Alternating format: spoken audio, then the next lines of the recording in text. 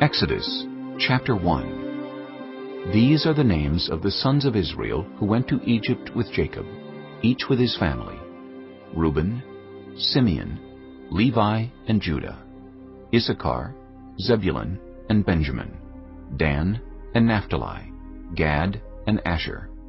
The descendants of Jacob numbered 70 in all. Joseph was already in Egypt. Now Joseph and all his brothers and all that generation died, but the Israelites were exceedingly fruitful. They multiplied greatly, increased in numbers, and became so numerous that the land was filled with them.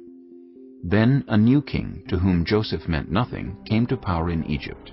"Look," he said to his people, "the Israelites have become far too numerous for us. Come, we must deal shrewdly with them, or they will become even more numerous. And if war breaks out, we'll join our enemies, fight against us, and leave the country." So they put slave masters over them to oppress them with forced labor, and they built Pithom and Ramesses as store cities for Pharaoh. But the more they were oppressed, the more they multiplied and spread. So the Egyptians came to dread the Israelites and worked them ruthlessly. They made their lives bitter with harsh labor, in brick and mortar, and with all kinds of work in the fields. In all their harsh labor the Egyptians worked them ruthlessly. The king of Egypt said to the Hebrew midwives, whose names were Shiphrah and Puah, "When you are helping the Hebrew women during childbirth on the delivery stool, if you see that the baby is a boy, kill him. But if it is a girl, let her live." The midwives, however, feared God and did not do what the king of Egypt had told them to do. They let the boys live. Then the king of Egypt summoned the midwives and asked them, "Why have you done this? Why have you let the boys live?" The midwives answered Pharaoh, "Hebrew women are not like Egyptian women. They are vigorous and give birth before the midwives arrive." So God was kind to the midwives, and the people increased and became even more numerous. And because the midwives feared God, he gave them families of their own. Then Pharaoh gave this order to all his people: "Every Hebrew boy that is born you must throw into the Nile, but let every girl live." Chapter 2. Now a man of the tribe of Levi married a Levite woman, and she became pregnant and gave birth to a son. When she saw that he was a fine child, she hid him for 3 months. But when she could hide him no longer, she got a papyrus basket for him and coated it with tar and pitch. Then she placed the child in it and put it among the reeds along the bank of the Nile. His sister stood at a distance to see what would happen to him. Then Pharaoh's daughter went down to the Nile to bathe, and her attendants were walking along the river bank. She saw the basket among the reeds and sent her female slave to get it. She opened it and saw the baby. He was crying, and she felt sorry for him. "This is one of the Hebrew babies," she said. Then his sister asked Pharaoh's daughter, "Shall I go and get one of the Hebrew women to nurse the baby for you?" "Yes, go," she answered. So the girl went and got the baby's mother. Pharaoh's daughter said to her, "Take this baby and nurse him for me, and I will pay you." So the woman took the baby and nursed him. When the child grew older, she took him to Pharaoh's daughter, and he became her son. She named him Moses, saying, "I drew him out of the water." One day, after Moses had grown up, he went out to where his own people were and watched them at their hard labor. He saw an Egyptian beating a Hebrew, one of his own people. Looking this way and that, and seeing no one, he killed the Egyptian and hid him in the sand. The next day he went out and saw 2 Hebrews fighting. He asked the one in the wrong, "Why are you hitting your fellow Hebrew?" The man said, "Who made you ruler and judge over us? Are you thinking of killing me as you killed the Egyptian?" Then Moses was afraid and thought, "What I did must have become known." When Pharaoh heard of this, he tried to kill Moses. But Moses fled from Pharaoh and went to live in Midian, where he sat down by a well. Now a priest of Midian had 7 daughters, and they came to draw water and fill the troughs to water their father's flock. Some shepherds came along and drove them away, but Moses got up and came to their rescue and watered their flock. When the girls returned to rule their father, he asked them, "Why have you returned so early today?" They answered, "An Egyptian rescued us from the shepherds. He even drew water for us and watered the flock." "And where is he?" Reuel asked his daughters. Why did you leave him? Invite him to have something to eat. Moses agreed to stay with the man, who gave his daughter Zipporah to Moses in marriage. Zipporah gave birth to a son, and Moses named him Gershom, saying, I have become a foreigner in a foreign land. During that long period, the king of Egypt died. The Israelites groaned in their slavery and cried out, and their cry for help because of their slavery went up to God.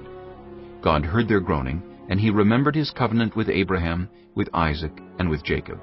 So God looked on the Israelites and was concerned about them. Chapter 3. Now Moses was tending the flock of Jethro, his father-in-law, the priest of Midian. And he led the flock to the far side of the wilderness, and came to Horeb, the mountain of God.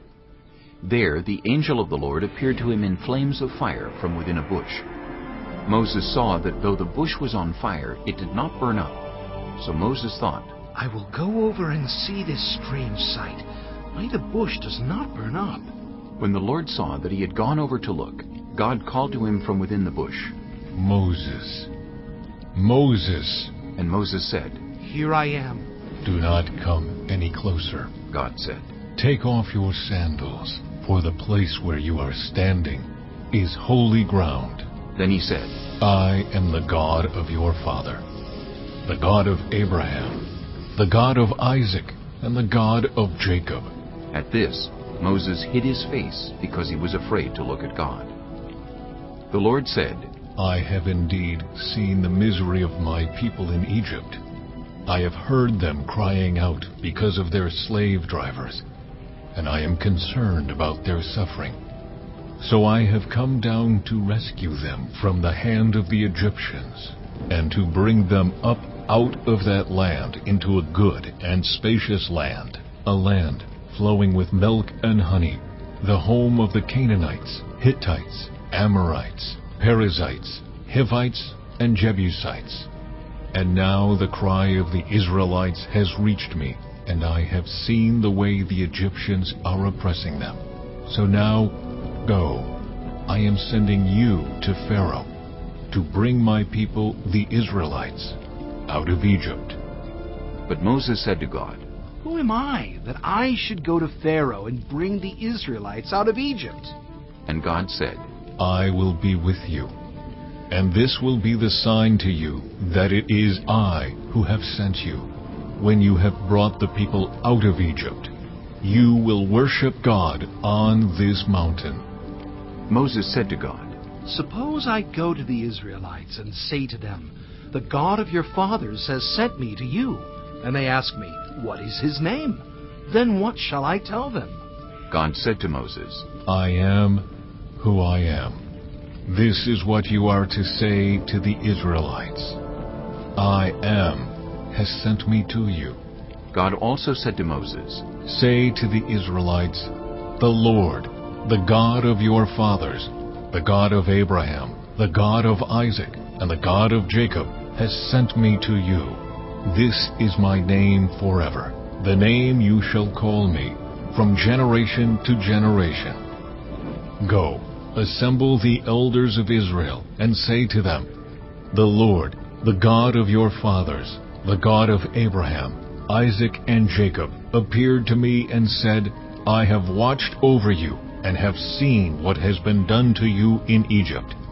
And I have promised to bring you up out of your misery in Egypt, into the land of the Canaanites, Hittites, Amorites, Perizzites, Hivites, and Jebusites, a land flowing with milk and honey. The elders of Israel will listen to you. Then you and the elders are to go to the king of Egypt and say to him, The Lord, the God of the Hebrews, has met with us. Let us take a 3-day journey into the wilderness to offer sacrifices to the Lord our God.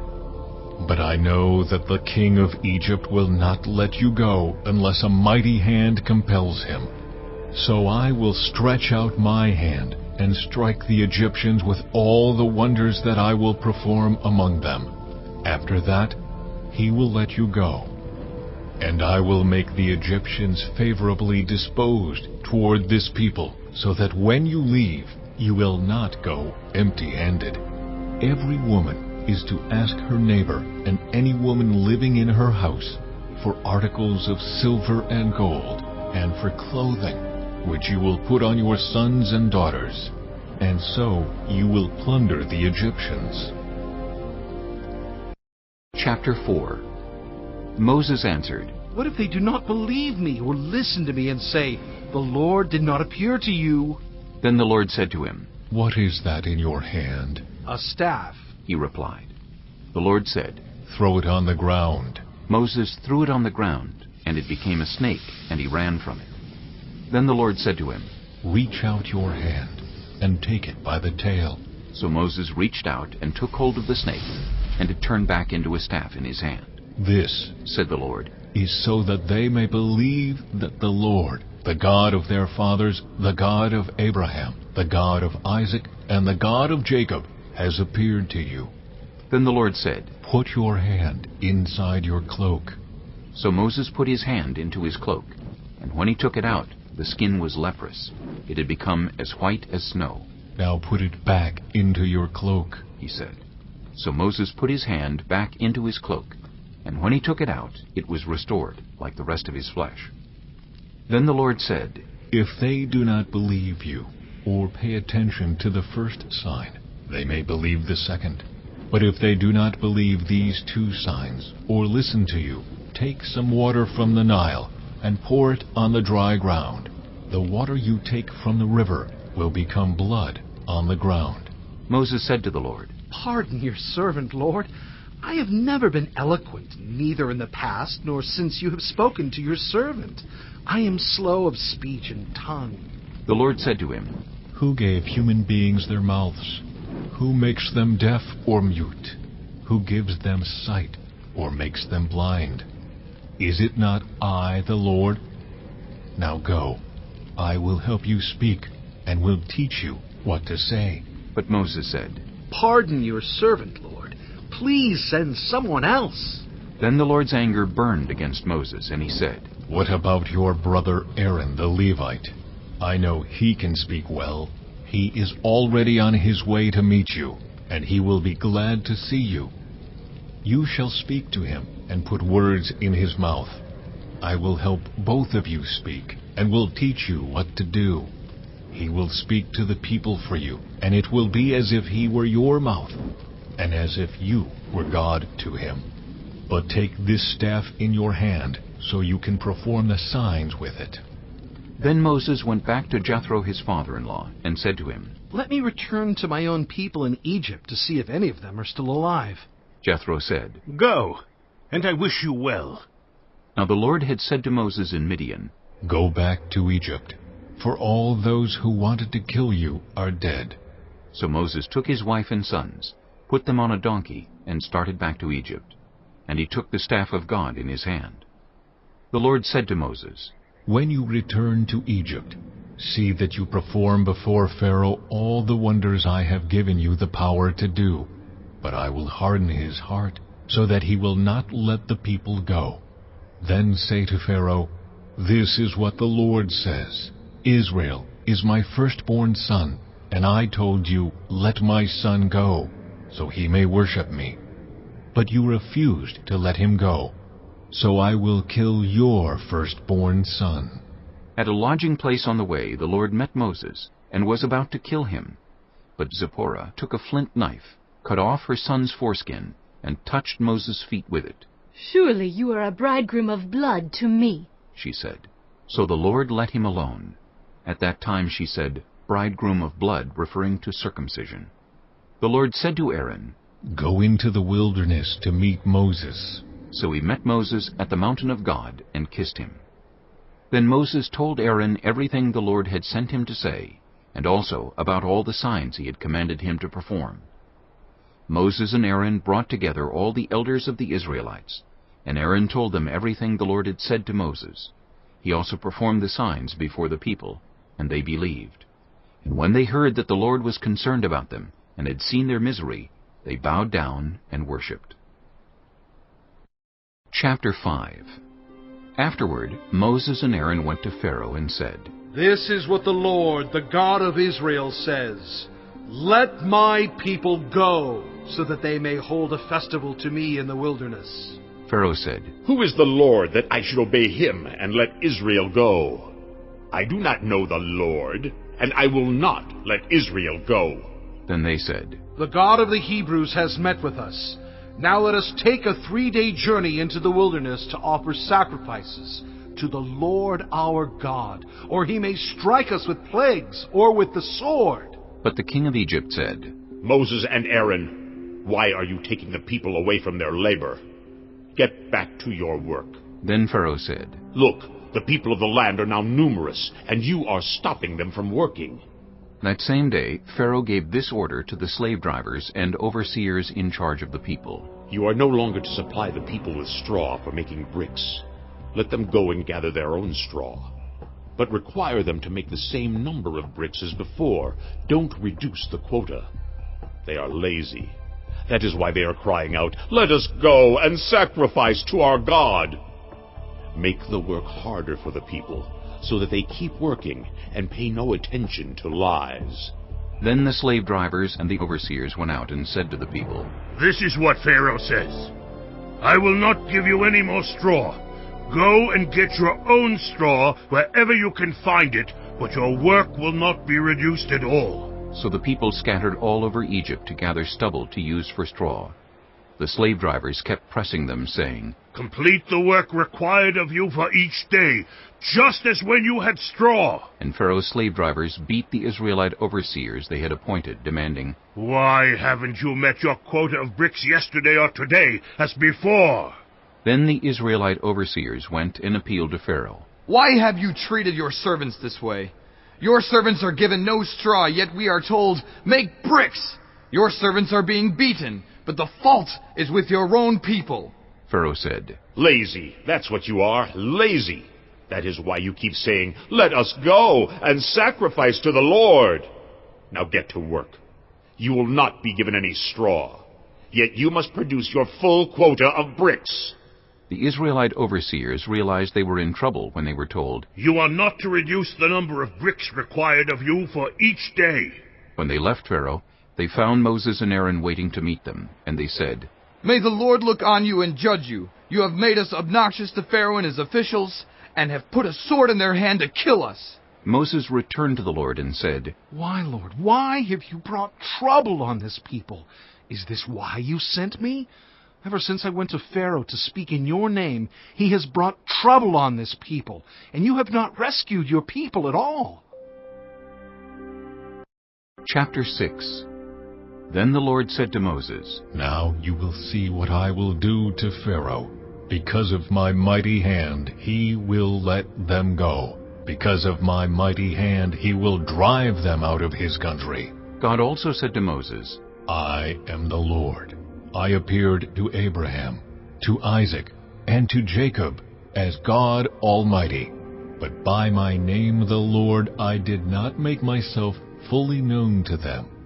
I also established my covenant with them, to give them the land of Canaan, where they resided as foreigners.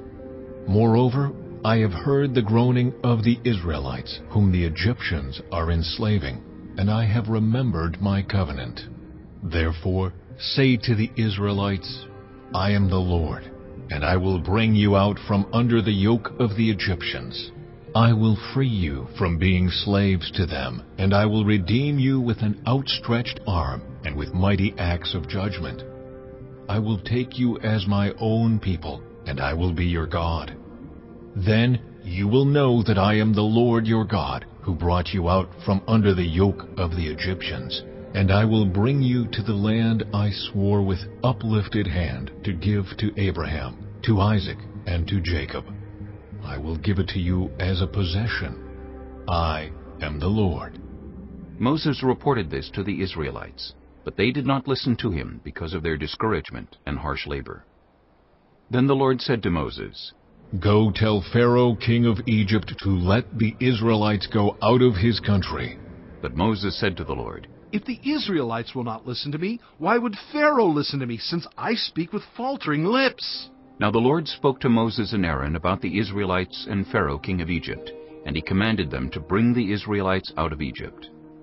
These were the heads of their families. The sons of Reuben, the firstborn son of Israel, were Hanok and Palu, Hezron and Carmi. These were the clans of Reuben. The sons of Simeon were Jemuel, Jamin, Ohad, Jachin, Zohar, and Shaul, the son of a Canaanite woman. These were the clans of Simeon. These were the names of the sons of Levi according to their records: Gershon, Kohath, and Merari. Levi lived 137 years. The sons of Gershon by clans were Libni and Shimei. The sons of Kohath were Amram, Izhar, Hebron, and Uzziel. Kohath lived 133 years. The sons of Merari were Malai and Mushi. These were the clans of Levi according to their records. Amram married his father's sister Jochebed, who bore him Aaron and Moses. Amram lived 137 years. The sons of Izhar were Korah, Nepheg, and Zikri. The sons of Uzziel were Mishael, Elzaphan, and Sithri. Aaron married Elisheba, daughter of Amminadab and sister of Nahshon, and she bore him Nadab and Abihu, Eleazar, and Ithamar. The sons of Korah were Asher, Elkanah, and Abiasaph. These were the Korahite clans. Eleazar, son of Aaron, married one of the daughters of Putiel, and she bore him Phinehas. These were the heads of the Levite families, clan by clan. It was this Aaron and Moses to whom the Lord said, "Bring the Israelites out of Egypt by their divisions." They were the ones who spoke to Pharaoh, king of Egypt, about bringing the Israelites out of Egypt, this same Moses and Aaron. Now when the Lord spoke to Moses in Egypt, he said to him, "I am the Lord. Tell Pharaoh, king of Egypt, everything I tell you." But Moses said to the Lord, "Since I speak with faltering lips, why would Pharaoh listen to me?" Chapter 7. Then the Lord said to Moses, "See, I have made you like God to Pharaoh, and your brother Aaron will be your prophet.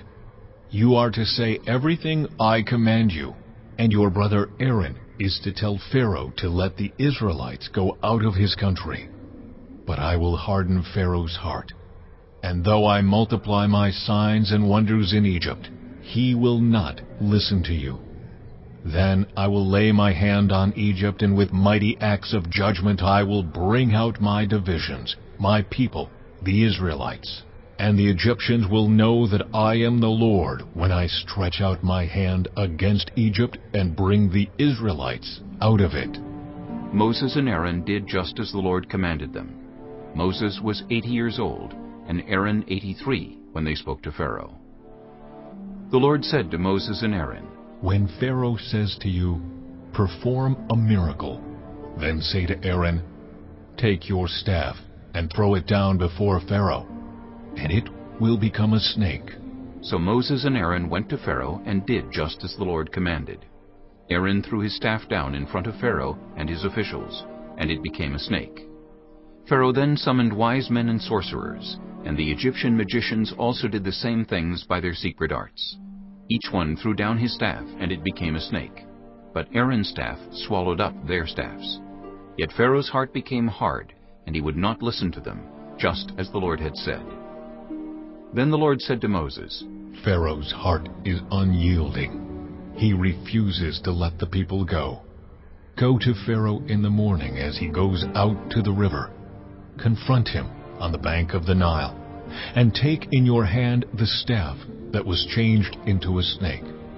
Then say to him, 'The Lord, the God of the Hebrews, has sent me to say to you, let my people go, so that they may worship me in the wilderness.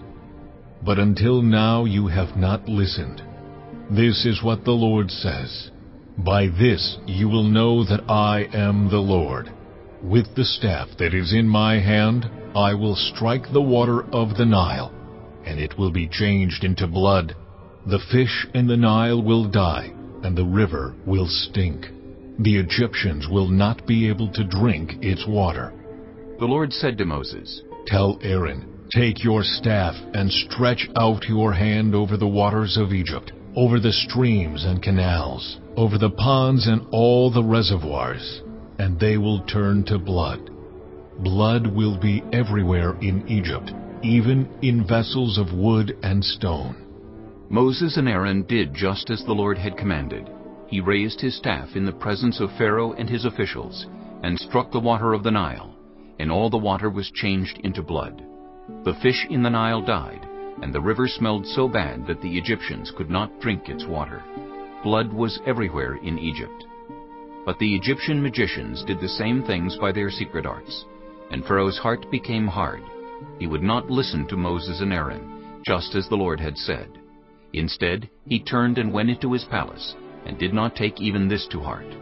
And all the Egyptians dug along the Nile to get drinking water, because they could not drink the water of the river. 7 days passed after the Lord struck the Nile. Chapter 8. Then the Lord said to Moses, Go to Pharaoh and say to him, This is what the Lord says, Let my people go, so that they may worship me. If you refuse to let them go, I will send a plague of frogs on your whole country. The Nile will teem with frogs. They will come up into your palace and your bedroom and onto your bed, into the houses of your officials and on your people, and into your ovens and kneading troughs. The frogs will come up on you and your people and all your officials. Then the Lord said to Moses, Tell Aaron, Stretch out your hand with your staff over the streams and canals and ponds, and make frogs come up on the land of Egypt. So Aaron stretched out his hand over the waters of Egypt, and the frogs came up and covered the land. But the magicians did the same things by their secret arts. They also made frogs come up on the land of Egypt. Pharaoh summoned Moses and Aaron and said, Pray to the Lord to take the frogs away from me and my people, and I will let your people go to offer sacrifices to the Lord. Moses said to Pharaoh, I leave to you the honor of setting the time for me to pray for you and your officials and your people, that you and your houses may be rid of the frogs, except for those that remain in the Nile. Tomorrow, Pharaoh said. Moses replied, It will be as you say, so that you may know there is no one like the Lord our God. The frogs will leave you and your houses, your officials and your people. They will remain only in the Nile. After Moses and Aaron left Pharaoh, Moses cried out to the Lord about the frogs he had brought on Pharaoh. And the Lord did what Moses asked. The frogs died in the houses, in the courtyards, and in the fields. They were piled into heaps, and the land reeked of them. But when Pharaoh saw that there was relief, he hardened his heart and would not listen to Moses and Aaron, just as the Lord had said. Then the Lord said to Moses, Tell Aaron, Stretch out your staff and strike the dust of the ground, and throughout the land of Egypt the dust will become gnats. They did this, and when Aaron stretched out his hand with the staff and struck the dust of the ground, gnats came on people and animals. All the dust throughout the land of Egypt became gnats. But when the magicians tried to produce gnats by their secret arts, they could not. Since the gnats were on people and animals everywhere, the magicians said to Pharaoh, This is the finger of God. But Pharaoh's heart was hard, and he would not listen, just as the Lord had said. Then the Lord said to Moses, Get up early in the morning, and confront Pharaoh as he goes to the river, and say to him, This is what the Lord says, Let my people go, so that they may worship me. If you do not let my people go, I will send swarms of flies on you and your officials, on your people and into your houses. The houses of the Egyptians will be full of flies, even the ground will be covered with them. But on that day I will deal differently with the land of Goshen, where my people live. No swarms of flies will be there, so that you will know that I, the Lord, am in this land. I will make a distinction between my people and your people. This sign will occur tomorrow. And the Lord did this. Dense swarms of flies poured into Pharaoh's palace and into the houses of his officials. Throughout Egypt the land was ruined by the flies. Then Pharaoh summoned Moses and Aaron and said, Go sacrifice to your God here in the land. But Moses said, That would not be right. The sacrifices we offer the Lord our God would be detestable to the Egyptians. And if we offer sacrifices that are detestable in their eyes, will they not stone us? we must take a 3-day journey into the wilderness to offer sacrifices to the Lord our God, as he commands us." Pharaoh said, I will let you go to offer sacrifices to the Lord your God in the wilderness, but you must not go very far. Now pray for me. Moses answered, "As soon as I leave you, I will pray to the Lord, and tomorrow the flies will leave Pharaoh and his officials and his people. Only let Pharaoh be sure that he does not act deceitfully again by not letting the people go to offer sacrifices to the Lord." Then Moses left Pharaoh and prayed to the Lord. And the Lord did what Moses asked. The flies left Pharaoh and his officials and his people. Not a fly remained. But this time also Pharaoh hardened his heart and would not let the people go. Chapter 9. Then the Lord said to Moses, "Go to Pharaoh and say to him, 'This is what the Lord, the God of the Hebrews, says. Let my people go, so that they may worship me. If you refuse to let them go and continue to hold them back, the hand of the Lord will bring a terrible plague on your livestock in the field, on your horses, donkeys, and camels, and on your cattle, sheep, and goats. But the Lord will make a distinction between the livestock of Israel and that of Egypt, so that no animal belonging to the Israelites will die.'"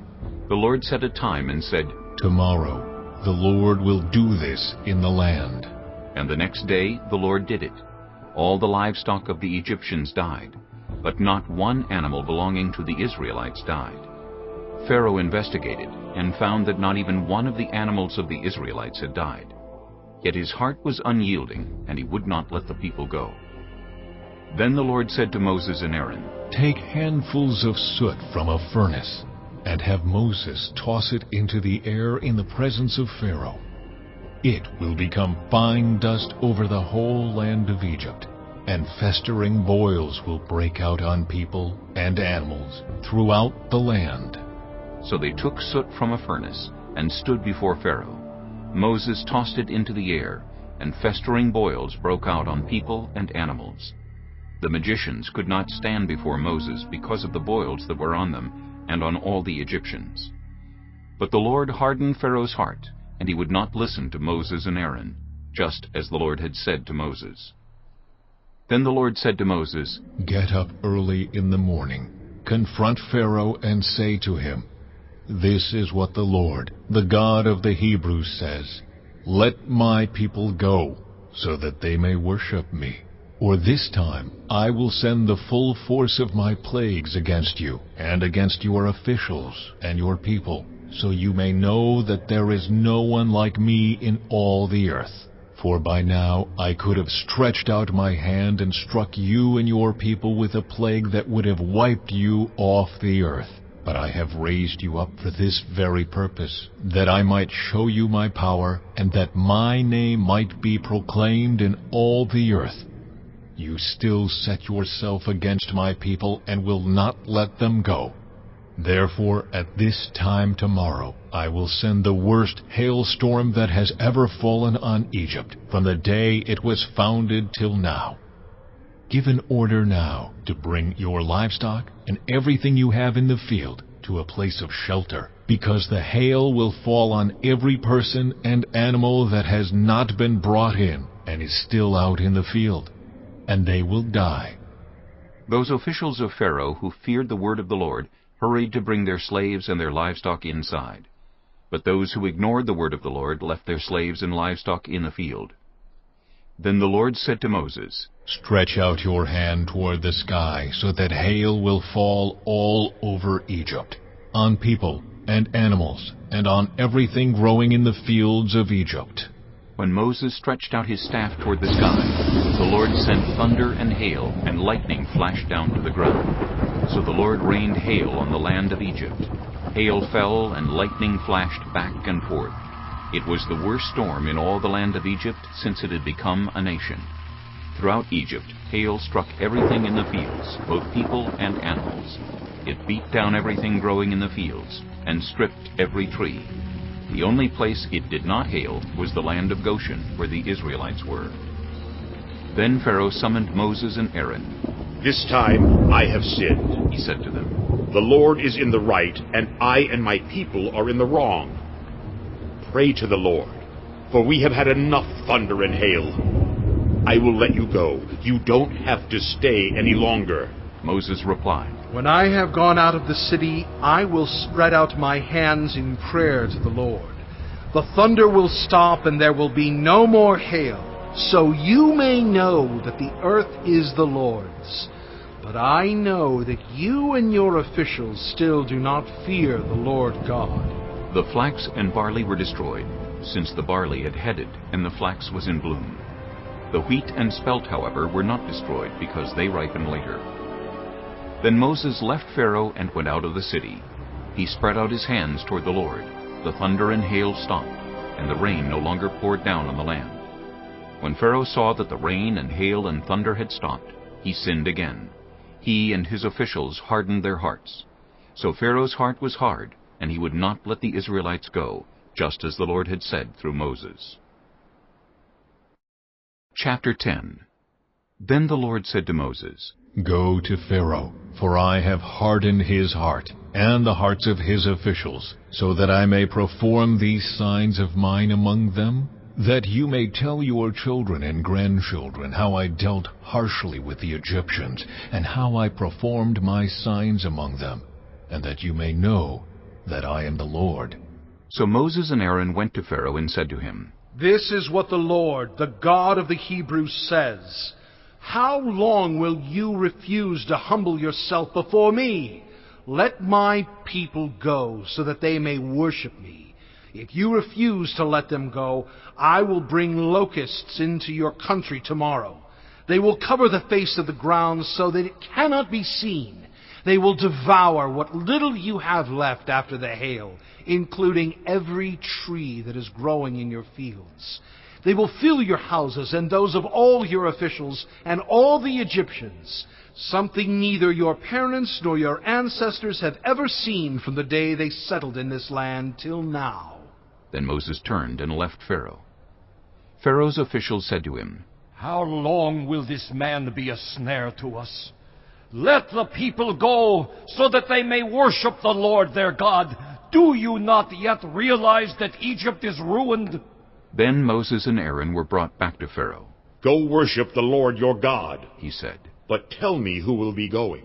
Moses answered, "We will go with our young and our old, with our sons and our daughters, and with our flocks and herds, because we are to celebrate a festival to the Lord." Pharaoh said, "The Lord be with you, if I let you go, along with your women and children. Clearly you are bent on evil. No, have only the men go and worship the Lord, since that's what you have been asking for." Then Moses and Aaron were driven out of Pharaoh's presence. And the Lord said to Moses, "Stretch out your hand over Egypt, so that locusts swarm over the land and devour everything growing in the fields, everything left by the hail." So Moses stretched out his staff over Egypt, and the Lord made an east wind blow across the land all that day and all that night. By morning the wind had brought the locusts. They invaded all Egypt and settled down in every area of the country in great numbers. Never before had there been such a plague of locusts, nor will there ever be again. They covered all the ground until it was black. They devoured all that was left after the hail, everything growing in the fields and the fruit on the trees. Nothing green remained on tree or plant in all the land of Egypt. Pharaoh quickly summoned Moses and Aaron and said, "I have sinned against the Lord your God, and against you. Now forgive my sin once more, and pray to the Lord your God to take this deadly plague away from me." Moses then left Pharaoh and prayed to the Lord. And the Lord changed the wind to a very strong west wind, which caught up the locusts and carried them into the Red Sea. Not a locust was left anywhere in Egypt. But the Lord hardened Pharaoh's heart, and he would not let the Israelites go. Then the Lord said to Moses, "Stretch out your hand toward the sky, so that darkness spreads over Egypt, darkness that can be felt." So Moses stretched out his hand toward the sky, and total darkness covered all Egypt for 3 days. No one could see anyone else or move about for 3 days. Yet all the Israelites had light in the places where they lived. Then Pharaoh summoned Moses and said, Go, worship the Lord. Even your women and children may go with you. Only leave your flocks and herds behind. But Moses said, You must allow us to have sacrifices and burnt offerings to present to the Lord our God. Our livestock too must go with us. Not a hoof is to be left behind. We have to use some of them in worshiping the Lord our God, and until we get there, we will not know what we are to use to worship the Lord. But the Lord hardened Pharaoh's heart, and he was not willing to let them go. Pharaoh said to Moses, Get out of my sight. Make sure you do not appear before me again. The day you see my face, you will die. Just as you say, Moses replied. I will never appear before you again. Chapter 11. Now the Lord had said to Moses, I will bring one more plague on Pharaoh and on Egypt. After that, he will let you go from here, and when he does, he will drive you out completely. Tell the people that men and women alike are to ask their neighbors for articles of silver and gold. The Lord made the Egyptians favorably disposed toward the people, and Moses himself was highly regarded in Egypt by Pharaoh's officials and by the people. So Moses said, This is what the Lord says. About midnight I will go throughout Egypt.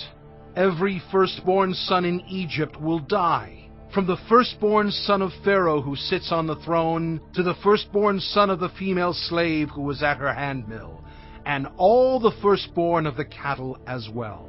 There will be loud wailing throughout Egypt, worse than there has ever been or ever will be again. But among the Israelites, not a dog will bark at any person or animal. Then you will know that the Lord makes a distinction between Egypt and Israel.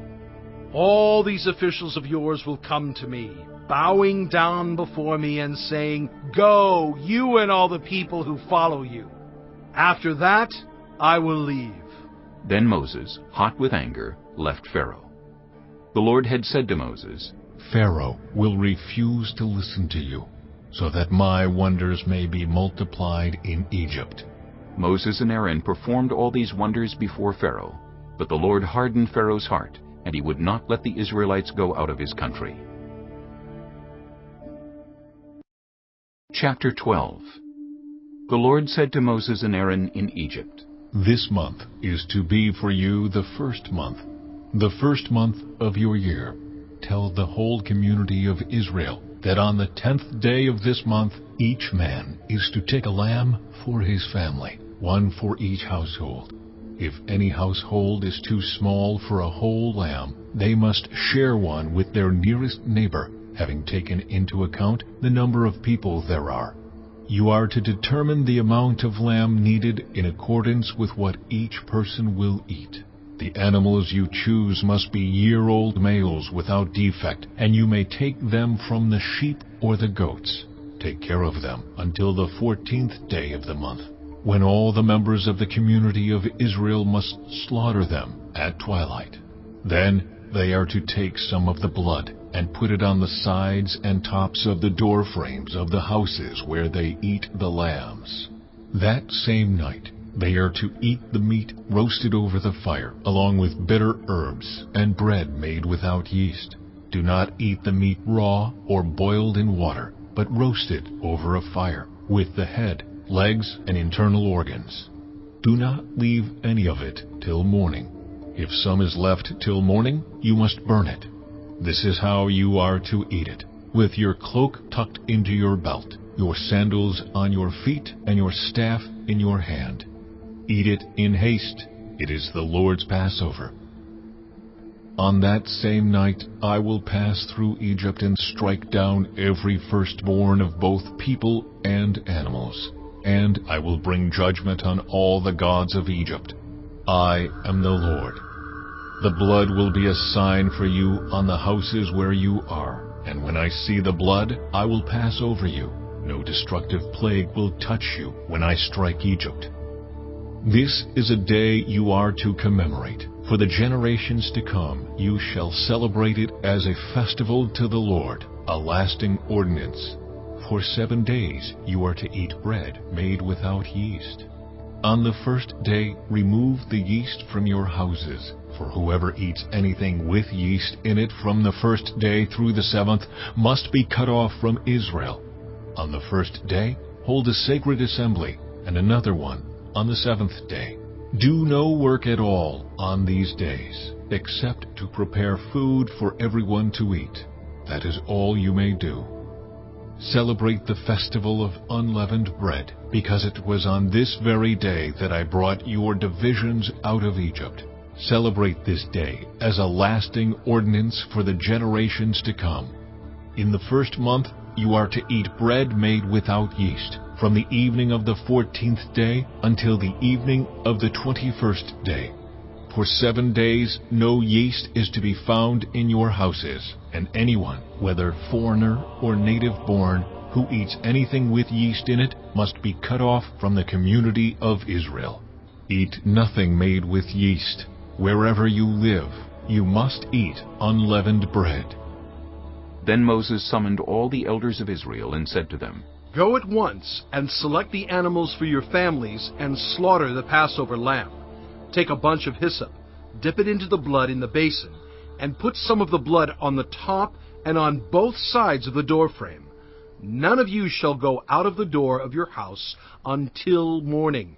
When the Lord goes through the land to strike down the Egyptians, he will see the blood on the top and sides of the doorframe and will pass over that doorway, and he will not permit the destroyer to enter your houses and strike you down. Obey these instructions as a lasting ordinance for you and your descendants. When you enter the land that the Lord will give you as he promised, observe this ceremony. And when your children ask you, What does this ceremony mean to you? Then tell them, It is the Passover sacrifice to the Lord, who passed over the houses of the Israelites in Egypt and spared our homes when he struck down the Egyptians. Then the people bowed down and worshipped. The Israelites did just what the Lord commanded Moses and Aaron. At midnight, the Lord struck down all the firstborn in Egypt, from the firstborn of Pharaoh who sat on the throne to the firstborn of the prisoner who was in the dungeon, and the firstborn of all the livestock as well. Pharaoh and all his officials and all the Egyptians got up during the night, and there was loud wailing in Egypt, for there was not a house without someone dead. During the night, Pharaoh summoned Moses and Aaron and said, Up! Leave my people, you and the Israelites. Go, worship the Lord as you have requested. Take your flocks and herds as you have said, and go! And also bless me. The Egyptians urged the people to hurry and leave the country. For otherwise, they said, we will all die. So the people took their dough before the yeast was added, and carried it on their shoulders in kneading troughs wrapped in clothing. The Israelites did as Moses instructed, and asked the Egyptians for articles of silver and gold, and for clothing. The Lord had made the Egyptians favorably disposed toward the people, and they gave them what they asked for, so they plundered the Egyptians. The Israelites journeyed from Ramesses to Succoth. There were about 600,000 men on foot, besides women and children. Many other people went up with them, and also large droves of livestock, both flocks and herds. With the dough the Israelites had brought from Egypt, they baked loaves of unleavened bread. The dough was without yeast, because they had been driven out of Egypt and did not have time to prepare food for themselves. Now the length of time the Israelite people lived in Egypt was 430 years. At the end of the 430 years, to the very day, all the Lord's divisions left Egypt, because the Lord kept vigil that night to bring them out of Egypt. On this night, all the Israelites are to keep vigil to honor the Lord for the generations to come. The Lord said to Moses and Aaron, These are the regulations for the Passover meal. No foreigner may eat it. Any slave you have bought may eat it after you have circumcised him. But a temporary resident or a hired worker may not eat it. It must be eaten inside the house. Take none of the meat outside the house. Do not break any of the bones. The whole community of Israel must celebrate it. A foreigner residing among you who wants to celebrate the Lord's Passover must have all the males in his household circumcised. Then he may take part like one born in the land. No uncircumcised male may eat it. The same law applies both to the native-born and to the foreigner residing among you. All the Israelites did just what the Lord had commanded Moses and Aaron. And on that very day the Lord brought the Israelites out of Egypt by their divisions. Chapter 13. The Lord said to Moses, Consecrate to me every firstborn male. The first offspring of every womb among the Israelites belongs to me, whether human or animal. Then Moses said to the people, Commemorate this day, the day you came out of Egypt, out of the land of slavery, because the Lord brought you out of it with a mighty hand. Eat nothing containing yeast. Today, in the month of Aviv, you are leaving. When the Lord brings you into the land of the Canaanites, Hittites, Amorites, Hivites, and Jebusites, the land he swore to your ancestors to give you, a land flowing with milk and honey, you are to observe this ceremony in this month. For 7 days eat bread made without yeast, and on the 7th day hold a festival to the Lord. Eat unleavened bread during those 7 days. Nothing with yeast in it is to be seen among you, nor shall any yeast be seen anywhere within your borders. On that day tell your son, I do this because of what the Lord did for me when I came out of Egypt. This observance will be for you like a sign on your hand and a reminder on your forehead that this law of the Lord is to be on your lips. For the Lord brought you out of Egypt with his mighty hand. You must keep this ordinance at the appointed time, year after year. After the Lord brings you into the land of the Canaanites and gives it to you, as he promised on oath to you and your ancestors, you are to give over to the Lord the first offspring of every womb. All the firstborn males of your livestock belong to the Lord. Redeem with a lamb every firstborn donkey. But if you do not redeem it, break its neck. Redeem every firstborn among your sons. In days to come, when your son asks you, What does this mean? Say to him, With a mighty hand the Lord brought us out of Egypt, out of the land of slavery. When Pharaoh stubbornly refused to let us go, the Lord killed the firstborn of both people and animals in Egypt.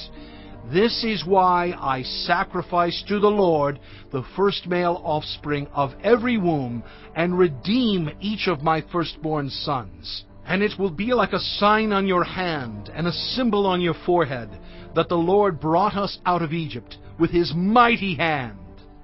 When Pharaoh let the people go, God did not lead them on the road through the Philistine country, though that was shorter. For God said, If they face war, they might change their minds and return to Egypt. So God led the people around by the desert road toward the Red Sea.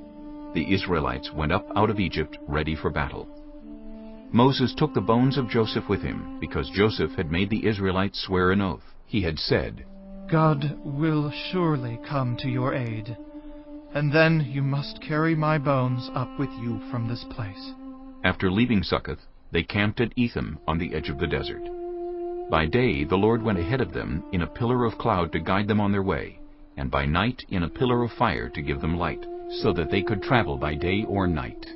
Neither the pillar of cloud by day nor the pillar of fire by night left its place in front of the people. Chapter 14. Then the Lord said to Moses, Tell the Israelites to turn back and encamp near Pi-hahiroth, between Migdol and the sea. They are to encamp by the sea, directly opposite Baal-Zephon. Pharaoh will think the Israelites are wandering around the land in confusion, hemmed in by the desert, and I will harden Pharaoh's heart, and he will pursue them. But I will gain glory for myself through Pharaoh and all his army, and the Egyptians will know that I am the Lord. So the Israelites did this. When the king of Egypt was told that the people had fled, Pharaoh and his officials changed their minds about them, and said, What have we done? We have let the Israelites go, and have lost their services. So he had his chariot made ready, and took his army with him. He took 600 of the best chariots, along with all the other chariots of Egypt, with officers over all of them. The Lord hardened the heart of Pharaoh, king of Egypt, so that he pursued the Israelites, who were marching out boldly. The Egyptians, all Pharaoh's horses and chariots, horsemen and troops, pursued the Israelites, and overtook them as they camped by the sea near Pi-hahiroth, opposite Baal-zephon. As Pharaoh approached, the Israelites looked up, and there were the Egyptians marching after them. They were terrified and cried out to the Lord. They said to Moses, "Was it because there were no graves in Egypt that you brought us to the desert to die? What have you done to us by bringing us out of Egypt? Didn't we say to you in Egypt, 'Leave us alone, let us serve the Egyptians'? It would have been better for us to serve the Egyptians than to die in the desert." Moses answered the people, "Do not be afraid. Stand firm, and you will see the deliverance the Lord will bring you today. The Egyptians you see today, you will never see again. The Lord will fight for you. You need only to be still." Then the Lord said to Moses, "Why are you crying out to me? Tell the Israelites to move on. Raise your staff and stretch out your hand over the sea to divide the water, so that the Israelites can go through the sea on dry ground. I will harden the hearts of the Egyptians, so that they will go in after them, and I will gain glory through Pharaoh and all his army, through his chariots and his horsemen. The Egyptians will know that I am the Lord, when I gain glory through Pharaoh, his chariots, and his horsemen." Then the angel of God, who had been traveling in front of Israel's army, withdrew and went behind them. The pillar of cloud also moved from in front and stood behind them, coming between the armies of Egypt and Israel. Throughout the night, the cloud brought darkness to the one side and light to the other side, so neither went near the other all night long. Then Moses stretched out his hand over the sea, and all that night the Lord drove the sea back with a strong east wind, and turned it into dry land. The waters were divided, and the Israelites went through the sea on dry ground, with a wall of water on their right and on their left. The Egyptians pursued them, and all Pharaoh's horses and chariots and horsemen followed them into the sea. During the last watch of the night, the Lord looked down from the pillar of fire and cloud at the Egyptian army, and threw it into confusion. He jammed the wheels of their chariots so that they had difficulty driving. And the Egyptians said, "Let's get away from the Israelites. The Lord is fighting for them against Egypt." Then the Lord said to Moses, "Stretch out your hand over the sea, so that the waters may flow back over the Egyptians, and their chariots and horsemen." Moses stretched out his hand over the sea, and at daybreak the sea went back to its place. The Egyptians were fleeing toward it, and the Lord swept them into the sea. The water flowed back and covered the chariots and horsemen, the entire army of Pharaoh that had followed the Israelites into the sea. Not one of them survived. But the Israelites went through the sea on dry ground, with a wall of water on their right and on their left.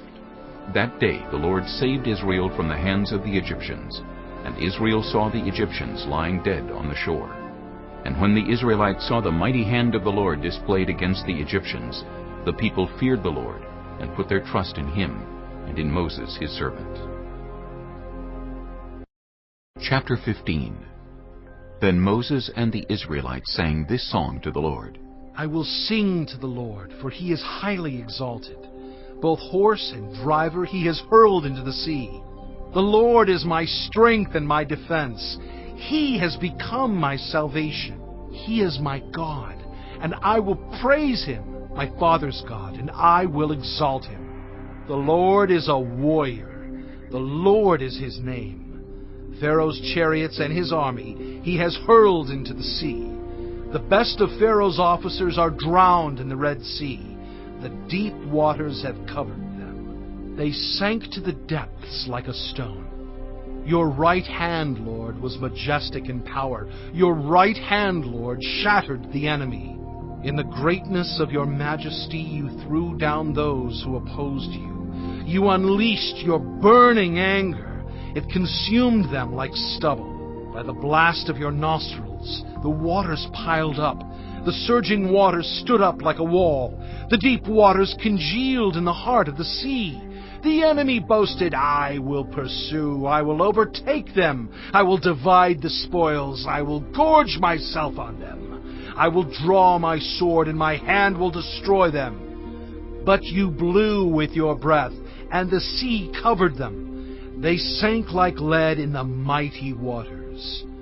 Who among the gods is like you, Lord? Who is like you, majestic in holiness, awesome in glory, working wonders? You stretch out your right hand, and the earth swallows your enemies. In your unfailing love you will lead the people you have redeemed. In your strength you will guide them to your holy dwelling. The nations will hear and tremble. Anguish will grip the people of Philistia. The chiefs of Edom will be terrified. The leaders of Moab will be seized with trembling. The people of Canaan will melt away. Terror and dread will fall on them. By the power of your arm they will be as still as a stone until your people pass by, Lord, until the people you bought pass by. You will bring them in and plant them on the mountain of your inheritance, the place, Lord, you made for your dwelling, the sanctuary, Lord, your hands established. The Lord reigns forever and ever. When Pharaoh's horses, chariots, and horsemen went into the sea, the Lord brought the waters of the sea back over them. But the Israelites walked through the sea on dry ground. Then Miriam the prophet, Aaron's sister, took a timbrel in her hand, and all the women followed her with timbrels and dancing. Miriam sang to them, Sing to the Lord, for he is highly exalted. Both horse and driver he is hurled into the sea. Then Moses led Israel from the Red Sea, and they went into the desert of Shur. For 3 days they traveled in the desert without finding water. When they came to Marah, they could not drink its water because it was bitter. That is why the place is called Marah. So the people grumbled against Moses, saying, What are we to drink? Then Moses cried out to the Lord, and the Lord showed him a piece of wood. He threw it into the water, and the water became fit to drink. There the Lord issued a ruling and instruction for them, and put them to the test. He said, If you listen carefully to the Lord your God, and do what is right in His eyes, if you pay attention to His commands and keep all His decrees, I will not bring on you any of the diseases I brought on the Egyptians, for I am the Lord who heals you. Then they came to Elim, where there were 12 springs and 70 palm trees, and they camped there near the water. Chapter 16. The whole Israelite community set out from Elim and came to the desert of Sin, which is between Elim and Sinai, on the 15th day of the 2nd month after they had come out of Egypt. In the desert, the whole community grumbled against Moses and Aaron. The Israelites said to them, If only we had died by the Lord's hand in Egypt! There we sat around pots of meat and ate all the food we wanted. But you have brought us out into this desert to starve this entire assembly to death. Then the Lord said to Moses, I will rain down bread from heaven for you. The people are to go out each day and gather enough for that day. In this way I will test them and see whether they will follow my instructions. On the 6th day they are to prepare what they bring in, and that is to be twice as much as they gather on the other days. So Moses and Aaron said to all the Israelites, In the evening you will know that it was the Lord who brought you out of Egypt. And in the morning you will see the glory of the Lord, because He has heard your grumbling against Him. Who are we that you should grumble against us? Moses also said, You will know that it was the Lord when He gives you meat to eat in the evening, and all the bread you want in the morning, because He has heard your grumbling against Him. Who are we? You are not grumbling against us, but against the Lord. Then Moses told Aaron, Say to the entire Israelite community, Come before the Lord, for He has heard your grumbling. While Aaron was speaking to the whole Israelite community, they looked toward the desert, and there was the glory of the Lord appearing in the cloud. The Lord said to Moses, I have heard the grumbling of the Israelites. Tell them, at twilight you will eat meat, and in the morning you will be filled with bread. Then you will know that I am the Lord your God. That evening quail came and covered the camp, and in the morning there was a layer of dew around the camp. When the dew was gone, thin flakes like frost on the ground appeared on the desert floor.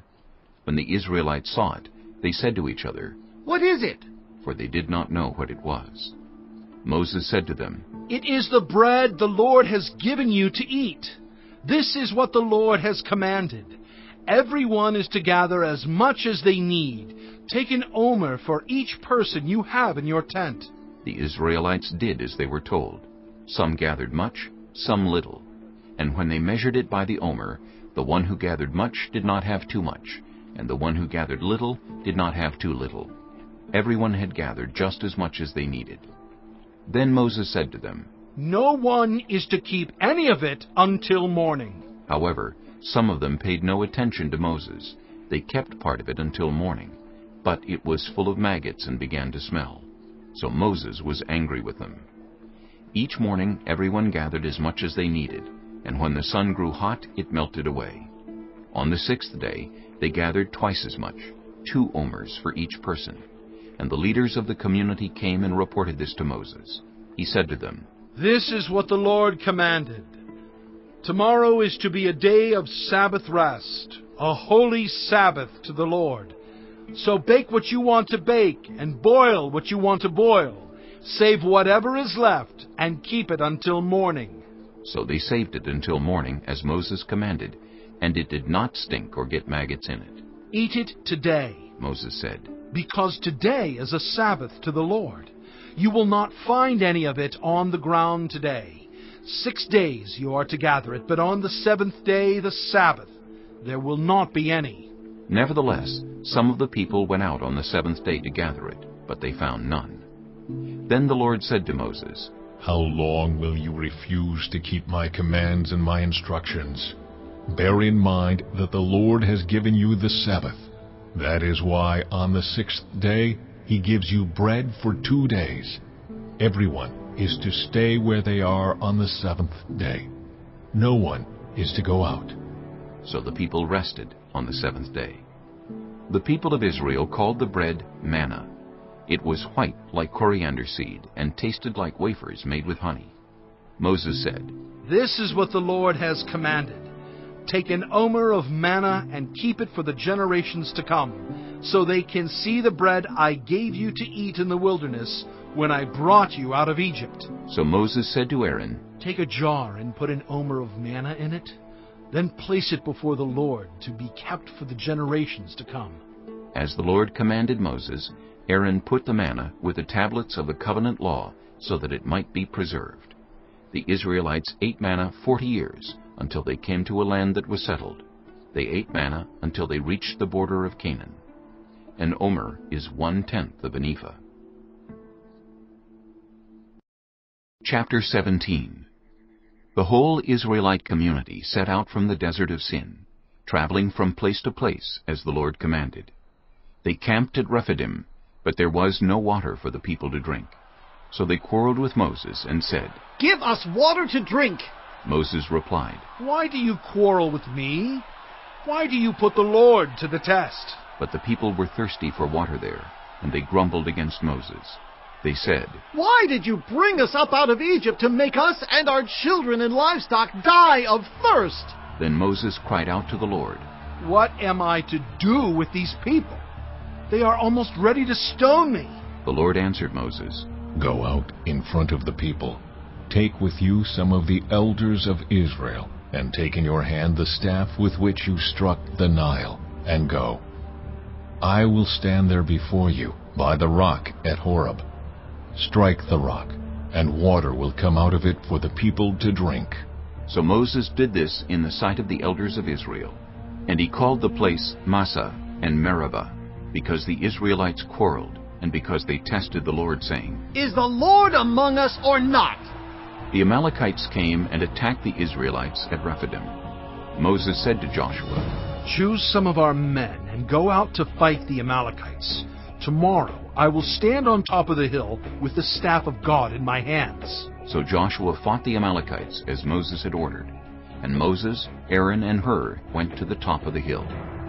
As long as Moses held up his hands, the Israelites were winning. But whenever he lowered his hands, the Amalekites were winning. When Moses' hands grew tired, they took a stone and put it under him, and he sat on it. Aaron and Hur held his hands up, one on one side, one on the other, so that his hands remained steady till sunset. So Joshua overcame the Amalekite army with a sword. Then the Lord said to Moses, "Write this on a scroll as something to be remembered, and make sure that Joshua hears it, because I will completely blot out the name of Amalek from under heaven." Moses built an altar and called it, "The Lord is my banner."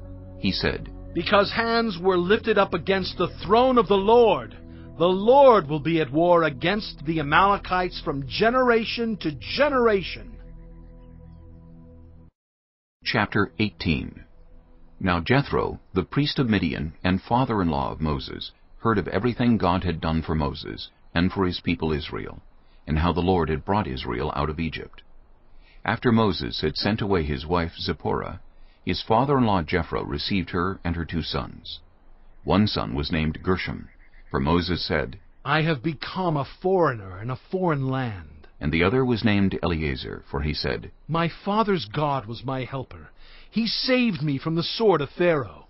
Jethro, Moses' father-in-law, together with Moses' sons and wife, came to him in the wilderness, where he was camped near the mountain of God. Jethro had sent word to him, "I, your father-in-law Jethro, am coming to you with your wife and her 2 sons." So Moses went out to meet his father-in-law, and bowed down and kissed him. They greeted each other, and then went into the tent. Moses told his father-in-law about everything the Lord had done to Pharaoh and the Egyptians for Israel's sake, and about all the hardships they had met along the way, and how the Lord had saved them. Jethro was delighted to hear about all the good things the Lord had done for Israel in rescuing them from the hand of the Egyptians. He said, "Praise be to the Lord, who rescued you from the hand of the Egyptians and of Pharaoh, and who rescued the people from the hand of the Egyptians. Now I know that the Lord is greater than all other gods, for he did this to those who had treated Israel arrogantly." Then Jethro, Moses' father-in-law, brought a burnt offering and other sacrifices to God, and Aaron came with all the elders of Israel to eat a meal with Moses' father-in-law in the presence of God. The next day Moses took his seat to serve as judge for the people, and they stood around him from morning till evening. When his father-in-law saw all that Moses was doing for the people, he said, "What is this you are doing for the people? Why do you alone sit as judge, while all these people stand around you from morning till evening?" Moses answered him, "Because the people come to me to seek God's will. Whenever they have a dispute, it is brought to me, and I decide between the parties and inform them of God's decrees and instructions." Moses' father-in-law replied, "What you are doing is not good. You and these people who come to you will only wear yourselves out. The work is too heavy for you. You cannot handle it alone. Listen now to me, and I will give you some advice, and may God be with you. You must be the people's representative before God and bring their disputes to him. Teach them his decrees and instructions, and show them the way they are to live and how they are to behave.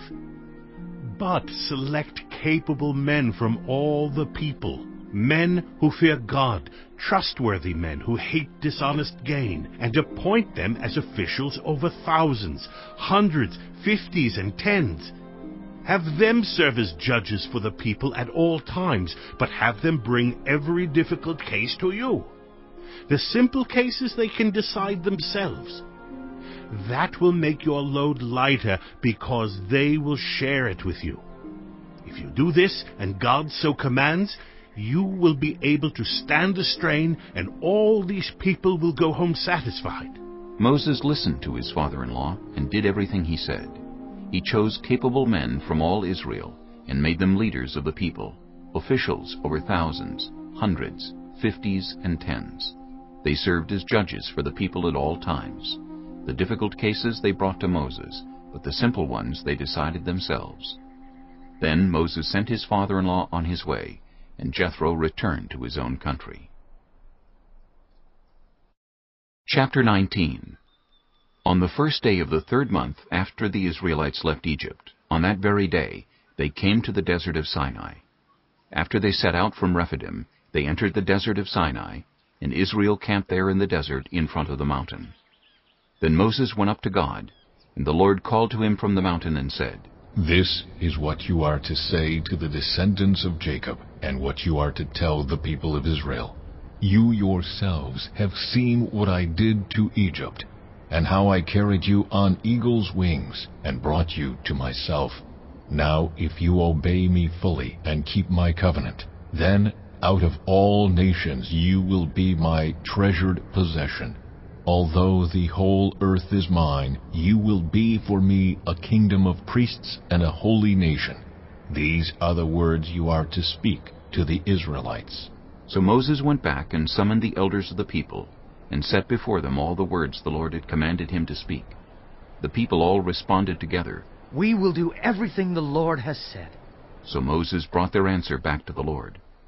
The Lord said to Moses, I am going to come to you in a dense cloud, so that the people will hear me speaking with you, and will always put their trust in you.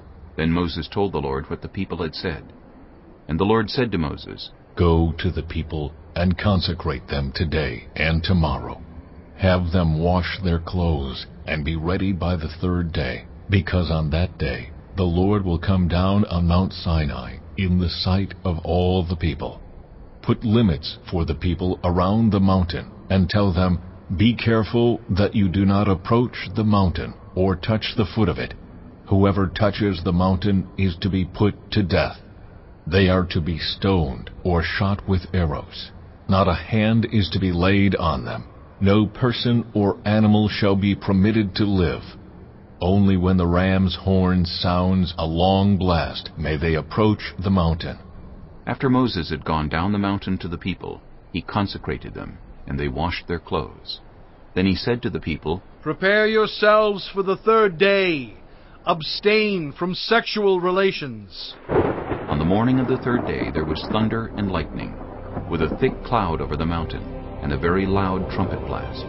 Everyone in the camp trembled. Then Moses led the people out of the camp to meet with God, and they stood at the foot of the mountain.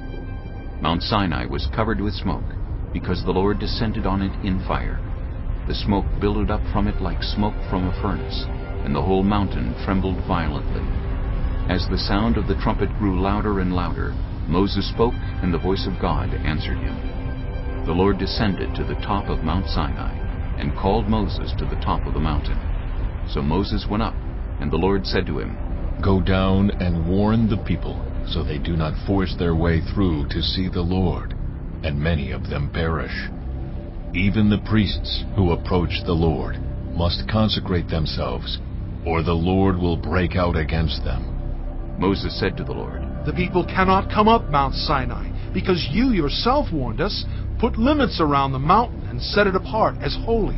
The Lord replied, Go down and bring Aaron up with you. But the priests and the people must not force their way through to come up to the Lord, or he will break out against them. So Moses went down to the people and told them. Chapter 20. And God spoke all these words. I am the Lord your God, who brought you out of Egypt, out of the land of slavery. You shall have no other gods before me. You shall not make for yourself an image in the form of anything in heaven above, or on the earth beneath, or in the waters below. You shall not bow down to them, or worship them. For I, the Lord your God, am a jealous God, punishing the children for the sin of the parents to the 3rd and 4th generation of those who hate me, but showing love to 1,000 generations of those who love me and keep my commandments. You shall not misuse the name of the Lord your God, for the Lord will not hold anyone guiltless who misuses his name. Remember the Sabbath day by keeping it holy. 6 days you shall labor and do all your work, but the 7th day is a Sabbath to the Lord your God. On it you shall not do any work, neither you nor your son or daughter, nor your male or female servant, nor your animals, nor any foreigner residing in your towns. For in 6 days the Lord made the heavens and the earth, the sea, and all that is in them. But he rested on the 7th day. Therefore the Lord blessed the Sabbath day and made it holy. Honor your father and your mother, so that you may live long in the land the Lord your God is giving you. You shall not murder. You shall not commit adultery. You shall not steal. You shall not give false testimony against your neighbor. You shall not covet your neighbor's house. You shall not covet your neighbor's wife, or his male or female servant, his ox or donkey, or anything that belongs to your neighbor. When the people saw the thunder and lightning, and heard the trumpet, and saw the mountain in smoke, they trembled with fear. They stayed at a distance, and said to Moses, "Speak to us yourself, and we will listen. But do not have God speak to us, or we will die." Moses said to the people, "Do not be afraid. God has come to test you, so that the fear of God will be with you to keep you from sinning." The people remained at a distance, while Moses approached the thick darkness where God was. Then the Lord said to Moses, "Tell the Israelites this: You have seen for yourselves that I have spoken to you from heaven. Do not make any gods to be alongside me. Do not make for yourselves gods of silver or gods of gold. Make an altar of earth for me, and sacrifice on it your burnt offerings and fellowship offerings, your sheep and goats and your cattle. Wherever I cause my name to be honored, I will come to you and bless you. If you make an altar of stones for me, do not build it with dressed stones, for you will defile it if you use a tool on it. And do not go up to my altar on steps, or your private parts may be exposed." Chapter 21. These are the laws you are to set before them. If you buy a Hebrew servant, he is to serve you for 6 years, but in the 7th year he shall go free, without paying anything. If he comes alone, he is to go free alone, but if he has a wife when he comes, she is to go with him. If his master gives him a wife, and she bears him sons or daughters, the woman and her children shall belong to her master, and only the man shall go free. But if the servant declares, "I love my master and my wife and children, and do not want to go free," then his master must take him before the judges. He shall take him to the door or the doorpost, and pierce his ear with an awl. Then he will be his servant for life. If a man sells his daughter as a servant, she is not to go free as male servants do. If she does not please the master who has selected her for himself, he must let her be redeemed. He has no right to sell her to foreigners, because he has broken faith with her. If he selects her for his son, he must grant her the rights of a daughter. If he marries another woman, he must not deprive the first one of her food, clothing, and marital rights. If he does not provide her with these 3 things, she is to go free, without any payment of money. Anyone who strikes a person with a fatal blow is to be put to death. However, if it is not done intentionally, but God lets it happen, they are to flee to a place I will designate.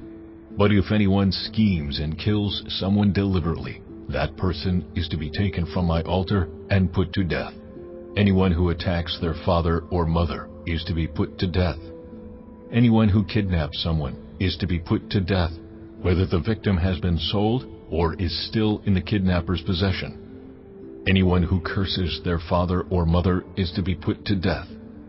If people quarrel and one person hits another with a stone or with their fist, and the victim does not die, but is confined to bed, the one who struck the blow will not be held liable if the other can get up and walk around outside with a staff.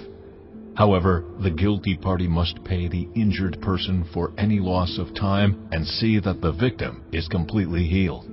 Anyone who beats their male or female slave with a rod must be punished if the slave dies as a direct result. But they are not to be punished if the slave recovers after a day or two, since the slave is their property. If people are fighting and hit a pregnant woman and she gives birth prematurely, but there is no serious injury, the offender must be fined whatever the woman's husband demands and the court allows. But if there is serious injury, you are to take life for life, eye for eye, tooth for tooth, hand for hand, foot for foot, burn for burn, wound for wound, bruise for bruise. An owner who hits a male or female slave in the eye and destroys it must let the slave go free to compensate for the eye. And an owner who knocks out the tooth of a male or female slave must let the slave go free to compensate for the tooth. If a bull gores a man or woman to death, the bull is to be stoned to death, and its meat must not be eaten, but the owner of the bull will not be held responsible. If, however, the bull has had the habit of goring, and the owner has been warned but has not kept it penned up, and it kills a man or woman, the bull is to be stoned, and its owner also is to be put to death. However, if payment is demanded, the owner may redeem his life by the payment of whatever is demanded. This law also applies if the bull gores a son or daughter. If the bull gores a male or female slave, the owner must pay 30 shekels of silver to the master of the slave, and the bull is to be stoned to death. If anyone uncovers a pit or digs one and fails to cover it, and an ox or a donkey falls into it, the one who opened the pit must pay the owner for the loss and take the dead animal in exchange. If anyone's bull injures someone else's bull and it dies, the two parties are to sell the live one and divide both the money and the dead animal equally. However, if it was known that the bull had the habit of goring, yet the owner did not keep it penned up, the owner must pay, animal for animal, and take the dead animal in exchange. Chapter 22. Whoever steals an ox or a sheep and slaughters it or sells it must pay back 5 head of cattle for the ox and 4 sheep for the sheep. If a thief is caught breaking in at night and is struck a fatal blow, the defender is not guilty of bloodshed. But if it happens after sunrise, the defender is guilty of bloodshed. Anyone who steals must certainly make restitution, but if they have nothing, they must be sold to pay for their theft. If the stolen animal is found alive in their possession, whether ox or donkey or sheep, they must pay back double. If anyone grazes their livestock in a field or vineyard and lets them stray, and they graze in someone else's field, the offender must make restitution from the best of their own field or vineyard. If a fire breaks out and spreads into thorn bushes so that it burns shocks of grain or standing grain or the whole field, the one who started the fire must make restitution. If anyone gives a neighbor silver or goods for safekeeping, and they are stolen from the neighbor's house, the thief, if caught, must pay back double. But if the thief is not found, the owner of the house must appear before the judges, and they must determine whether the owner of the house has laid hands on the other person's property. In all cases of illegal possession of an ox, a donkey, a sheep, a garment, or any other lost property about which somebody says, "This is mine," both parties are to bring their cases before the judges. The one whom the judges declare guilty must pay back double to the other. If anyone gives a donkey, an ox, a sheep, or any other animal to their neighbor for safekeeping, and it dies, or is injured, or is taken away while no one is looking, the issue between them will be settled by the taking of an oath before the Lord that the neighbor did not lay hands on the other person's property. The owner is to accept this, and no restitution is required. But if the animal was stolen from the neighbor, restitution must be made to the owner. If it was torn to pieces by a wild animal, the neighbor shall bring in the remains as evidence and shall not be required to pay for the torn animal. If anyone borrows an animal from their neighbor and it is injured or dies while the owner is not present, they must make restitution. But if the owner is with the animal, the borrower will not have to pay. If the animal was hired, the money paid for the hire covers the loss. If a man seduces a virgin who is not pledged to be married and sleeps with her, he must pay the bride price, and she shall be his wife. If her father absolutely refuses to give her to him, he must still pay the bride price for virgins. Do not allow a sorceress to live. Anyone who has sexual relations with an animal is to be put to death. Whoever sacrifices to any god other than the Lord must be destroyed. Do not mistreat or oppress a foreigner, for you were foreigners in Egypt. Do not take advantage of the widow or the fatherless.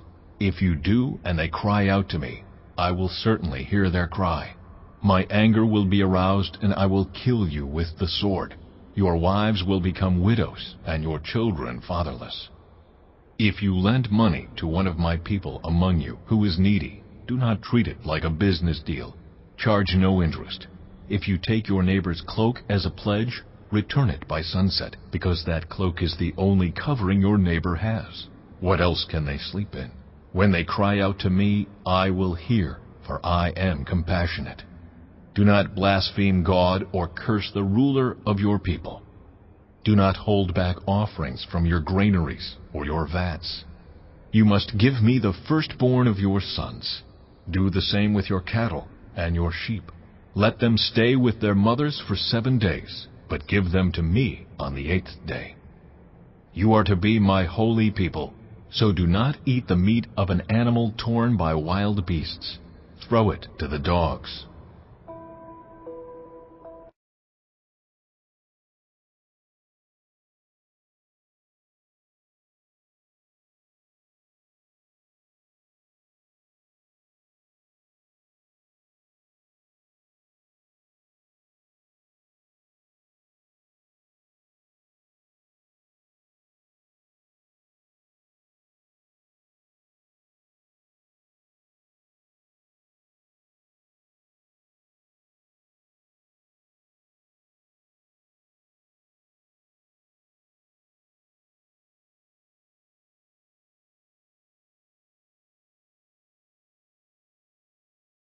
Chapter 23. Do not spread false reports. Do not help a guilty person by being a malicious witness. Do not follow the crowd in doing wrong. When you give testimony in a lawsuit, do not pervert justice by siding with the crowd, and do not show favoritism to a poor person in a lawsuit.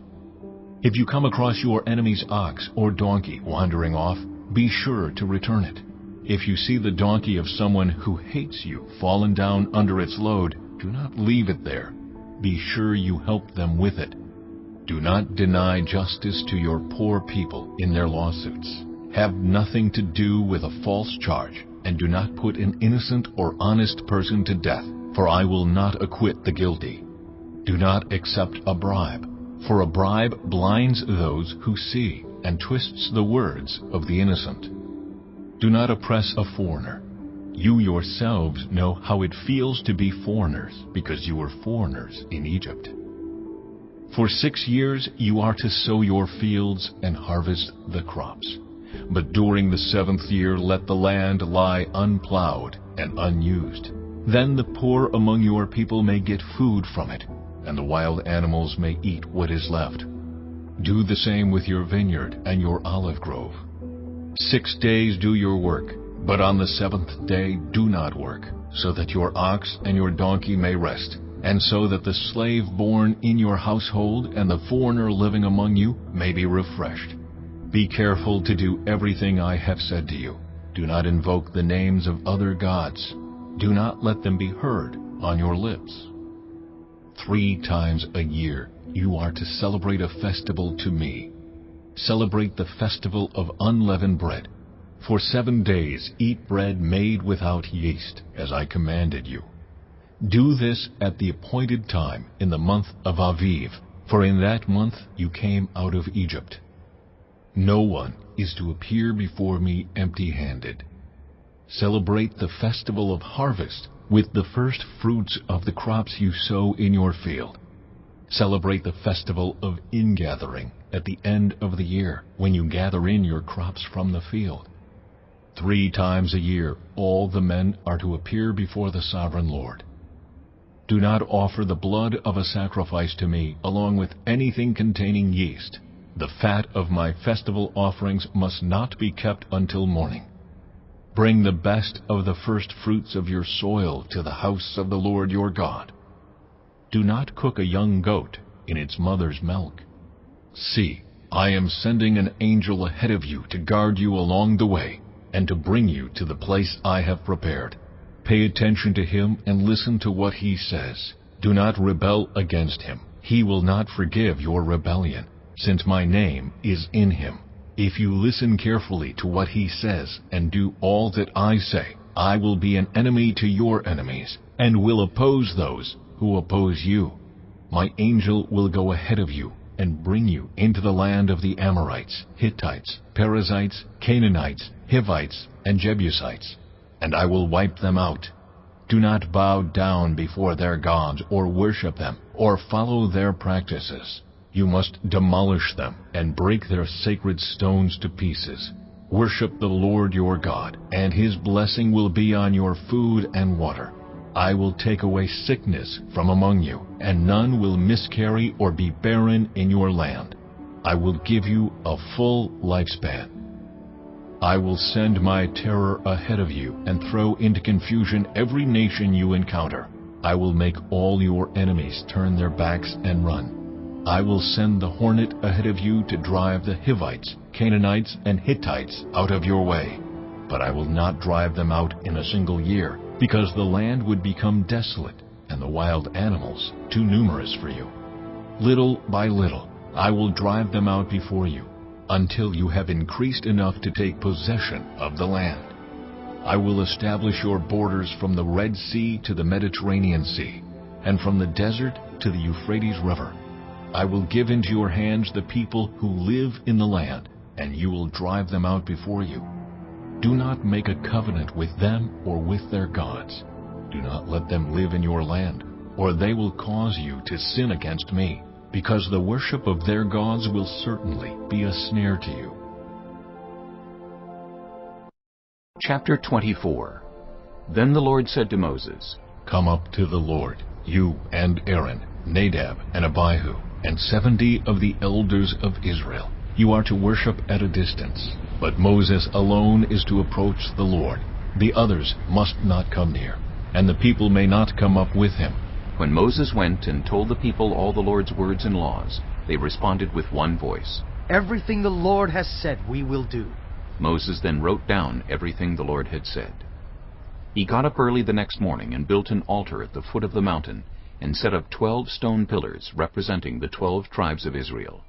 Then he sent young Israelite men, and they offered burnt offerings and sacrificed young bulls as fellowship offerings to the Lord. Moses took half of the blood and put it in bowls, and the other half he splashed against the altar. Then he took the book of the covenant and read it to the people. They responded, We will do everything the Lord has said. We will obey. Moses then took the blood, sprinkled it on the people, and said, This is the blood of the covenant that the Lord has made with you in accordance with all these words.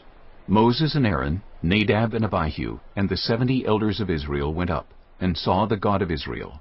Under his feet was something like a pavement made of lapis lazuli, as bright blue as the sky. But God did not raise his hand against these leaders of the Israelites. They saw God, and they ate and drank. The Lord said to Moses, Come up to me on the mountain, and stay here, and I will give you the tablets of stone with the law and commandments I have written for their instruction.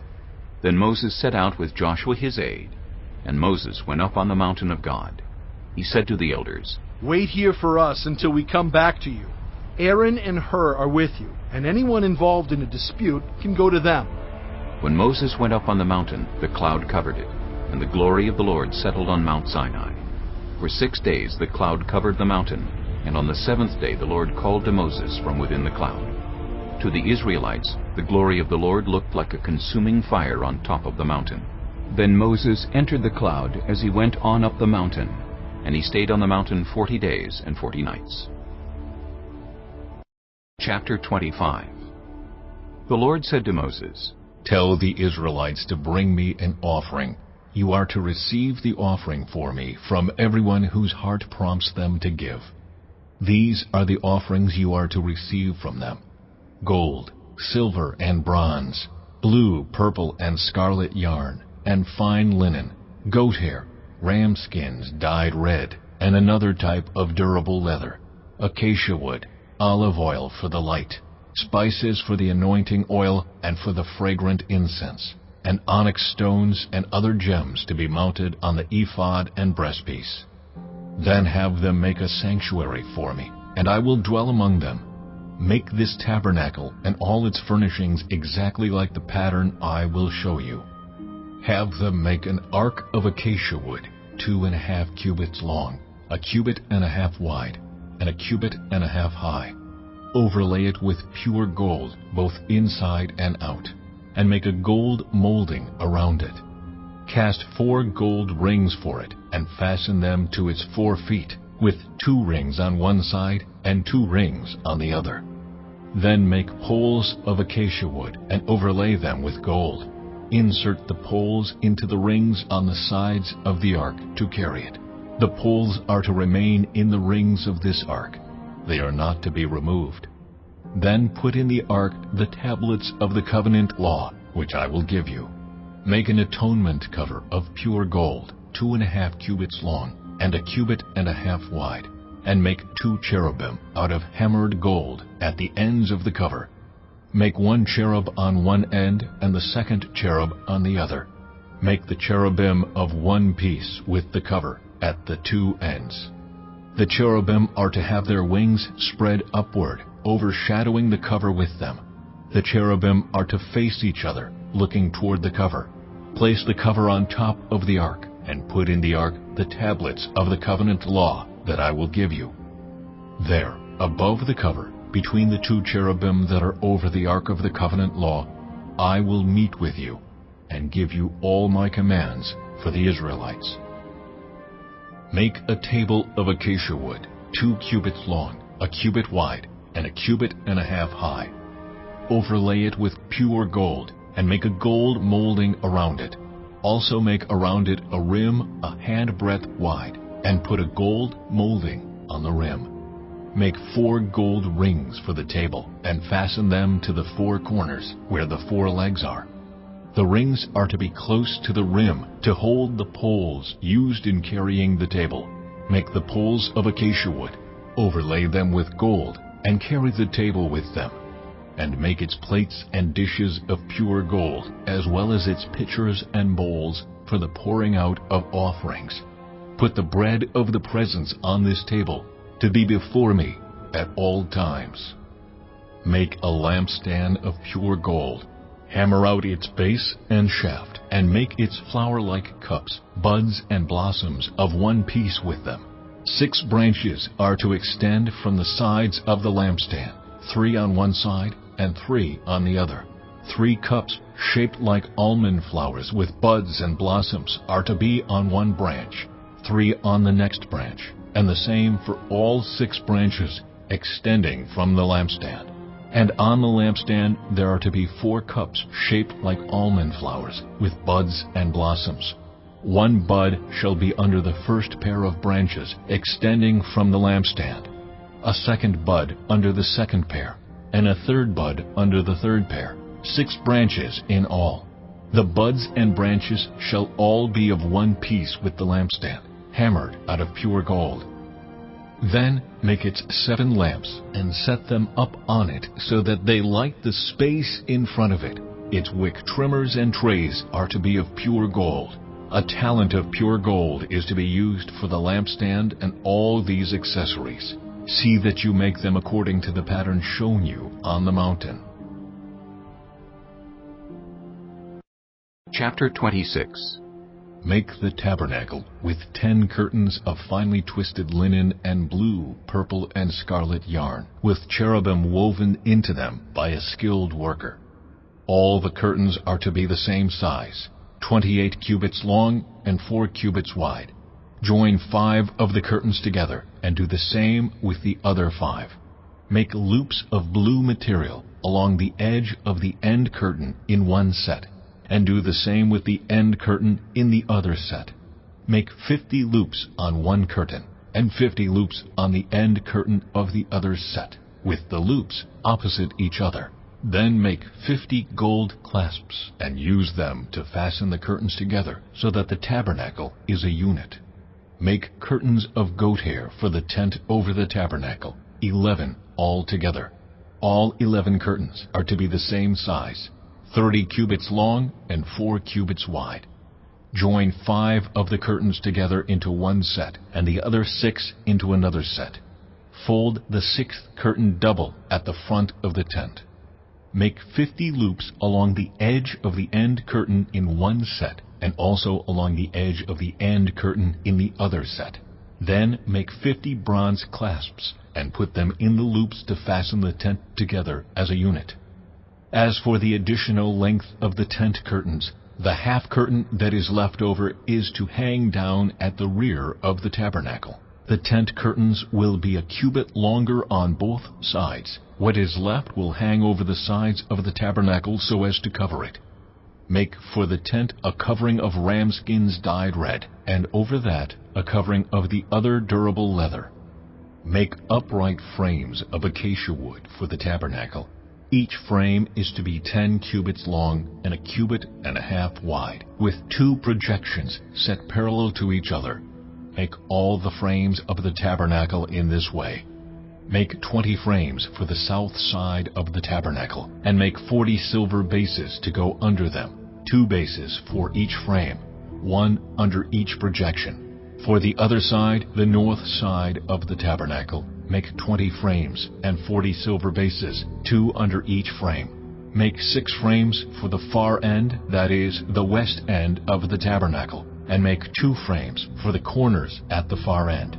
At these 2 corners they must be double from the bottom all the way to the top, and fitted into a single ring. Both shall be like that. So there will be 8 frames and 16 silver bases, 2 under each frame. Also make crossbars of acacia wood, 5 for the frames on one side of the tabernacle, 5 for those on the other side, and 5 for the frames on the west at the far end of the tabernacle. The center crossbar is to extend from end to end at the middle of the frames. Overlay the frames with gold, and make gold rings to hold the crossbars. Also overlay the crossbars with gold. Set up the tabernacle according to the plan shown you on the mountain. Make a curtain of blue, purple, and scarlet yarn, and finely twisted linen, with cherubim woven into it by a skilled worker. Hang it with gold hooks on 4 posts of acacia wood, overlaid with gold, and standing on 4 silver bases. Hang the curtain from the clasps, and place the Ark of the Covenant law behind the curtain. The curtain will separate the holy place from the most holy place. Put the atonement cover on the Ark of the Covenant law in the most holy place. Place the table outside the curtain on the north side of the tabernacle, and put the lampstand opposite it on the south side. For the entrance to the tent, make a curtain of blue, purple, and scarlet yarn, and finely twisted linen, the work of an embroiderer. Make gold hooks for this curtain, and 5 posts of acacia wood overlaid with gold, and cast 5 bronze bases for them. Chapter 27. Build an altar of acacia wood, 3 cubits high. It is to be square, 5 cubits long and 5 cubits wide. Make a horn at each of the 4 corners, so that the horns and the altar are of one piece, and overlay the altar with bronze. Make all its utensils of bronze, its pots to remove the ashes, and its shovels, sprinkling bowls, meat forks, and fire pans. Make a grating for it, a bronze network, and make a bronze ring at each of the 4 corners of the network. Put it under the ledge of the altar, so that it is halfway up the altar. Make poles of acacia wood for the altar, and overlay them with bronze. The poles are to be inserted into the rings, so they will be on 2 sides of the altar when it is carried. Make the altar hollow out of boards. It is to be made just as you were shown on the mountain. Make a courtyard for the tabernacle. The south side shall be 100 cubits long, and is to have curtains of finely twisted linen, with 20 posts and 20 bronze bases, and with silver hooks and bands on the posts. The north side shall also be 100 cubits long, and is to have curtains with 20 posts and 20 bronze bases, and with silver hooks and bands on the posts. The west end of the courtyard shall be 50 cubits wide, and have curtains with 10 posts and 10 bases. On the east end, toward the sunrise, the courtyard shall also be 50 cubits wide. Curtains 15 cubits long are to be on one side of the entrance, with 3 posts and 3 bases, and curtains 15 cubits long are to be on the other side, with 3 posts and 3 bases. For the entrance to the courtyard provide a curtain 20 cubits long of blue, purple, and scarlet yarn, and finely twisted linen, the work of an embroiderer, with 4 posts and 4 bases. All the posts around the courtyard are to have silver bands and hooks and bronze bases. The courtyard shall be 100 cubits long and 50 cubits wide, with curtains of finely twisted linen 5 cubits high, and with bronze bases. All the other articles used in the service of the tabernacle, whatever their function, including all the tent pegs for it and those for the courtyard, are to be of bronze. Command the Israelites to bring you clear oil of pressed olives for the light, so that the lamps may be kept burning.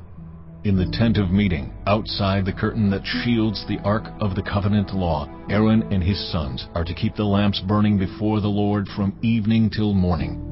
This is to be a lasting ordinance among the Israelites for the generations to come.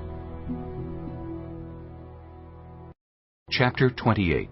Have Aaron, your brother, brought to you from among the Israelites, along with his sons Nadab and Abihu, Eleazar and Ithamar, so they may serve me as priests. Make sacred garments for your brother Aaron, to give him dignity and honor. Tell all the skilled workers to whom I have given wisdom in such matters that they are to make garments for Aaron, for his consecration, so he may serve me as priest. These are the garments they are to make: a breastpiece, an ephod, a robe, a woven tunic, a turban, and a sash. They are to make these sacred garments for your brother Aaron and his sons, so they may serve me as priests.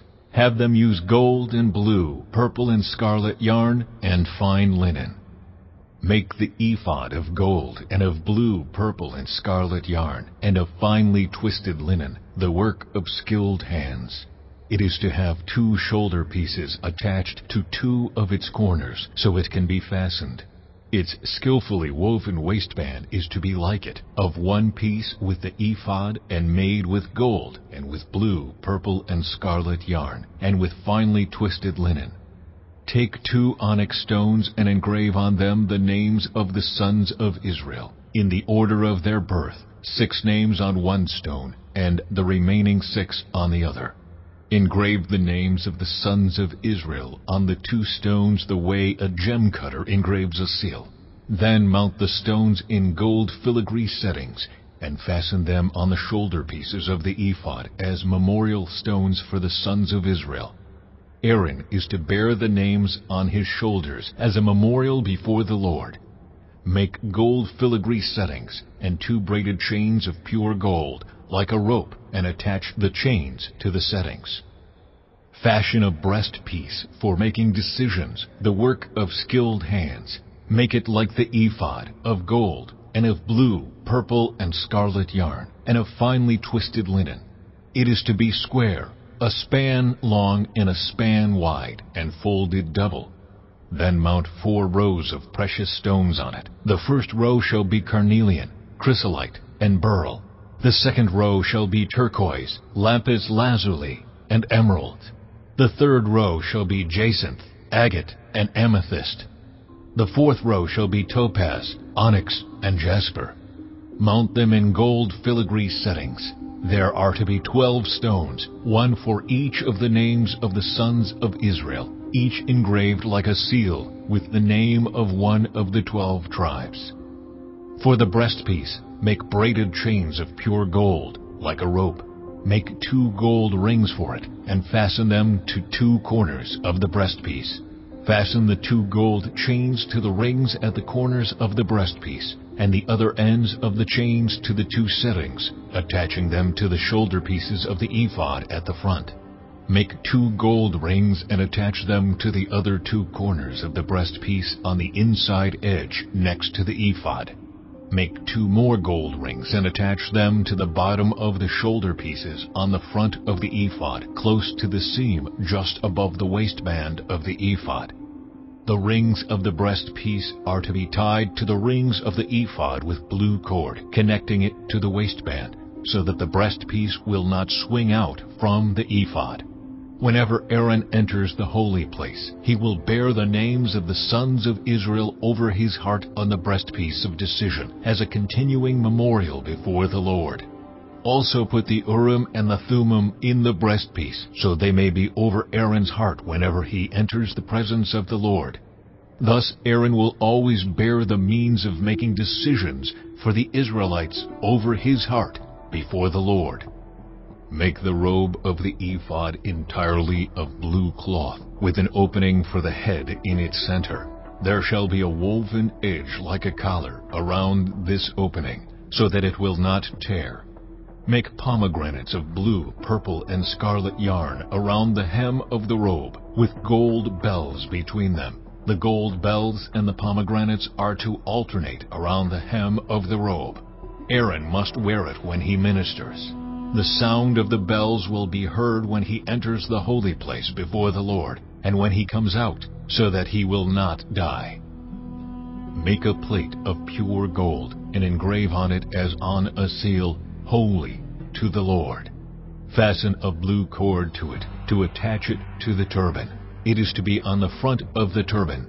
It will be on Aaron's forehead, and he will bear the guilt involved in the sacred gifts the Israelites consecrate, whatever their gifts may be. It will be on Aaron's forehead continually, so that they will be acceptable to the Lord. Weave the tunic of fine linen and make the turban of fine linen. The sash is to be the work of an embroiderer. Make tunics, sashes, and caps for Aaron's sons, to give them dignity and honor. After you put these clothes on your brother Aaron and his sons, anoint and ordain them. Consecrate them, so they may serve me as priests. Make linen undergarments as a covering for the body, reaching from the waist to the thigh. Aaron and his sons must wear them whenever they enter the tent of meeting, or approach the altar to minister in the holy place, so that they will not incur guilt and die. This is to be a lasting ordinance for Aaron and his descendants. Chapter 29. This is what you are to do to consecrate them, so they may serve me as priests. Take a young bull and 2 rams without defect, and from the finest wheat flour make round loaves without yeast, thick loaves without yeast, and with olive oil mixed in, and thin loaves without yeast, and brushed with olive oil. Put them in a basket and present them along with the bull and the 2 rams. Then bring Aaron and his sons to the entrance to the tent of meeting and wash them with water. Take the garments and dress Aaron with the tunic, the robe of the ephod itself, and the breastpiece. Fasten the ephod on him by its skillfully woven waistband. Put the turban on his head and attach the sacred emblem to the turban. Take the anointing oil and anoint him by pouring it on his head. Bring his sons and dress them in tunics, and fasten caps on them. Then tie sashes on Aaron and his sons. The priesthood is theirs by a lasting ordinance. Then you shall ordain Aaron and his sons. Bring the bull to the front of the tent of meeting, and Aaron and his sons shall lay their hands on its head. Slaughter it in the Lord's presence at the entrance to the tent of meeting. Take some of the bull's blood and put it on the horns of the altar with your finger, and pour out the rest of it at the base of the altar. Then take all the fat on the internal organs, the long lobe of the liver, and both kidneys with the fat on them, and burn them on the altar. But burn the bull's flesh and its hide and its intestines outside the camp. It is a sin offering. Take one of the rams, and Aaron and his sons shall lay their hands on its head. Slaughter it, and take the blood and splash it against the sides of the altar. Cut the ram into pieces and wash the internal organs and the legs, putting them with the head and the other pieces.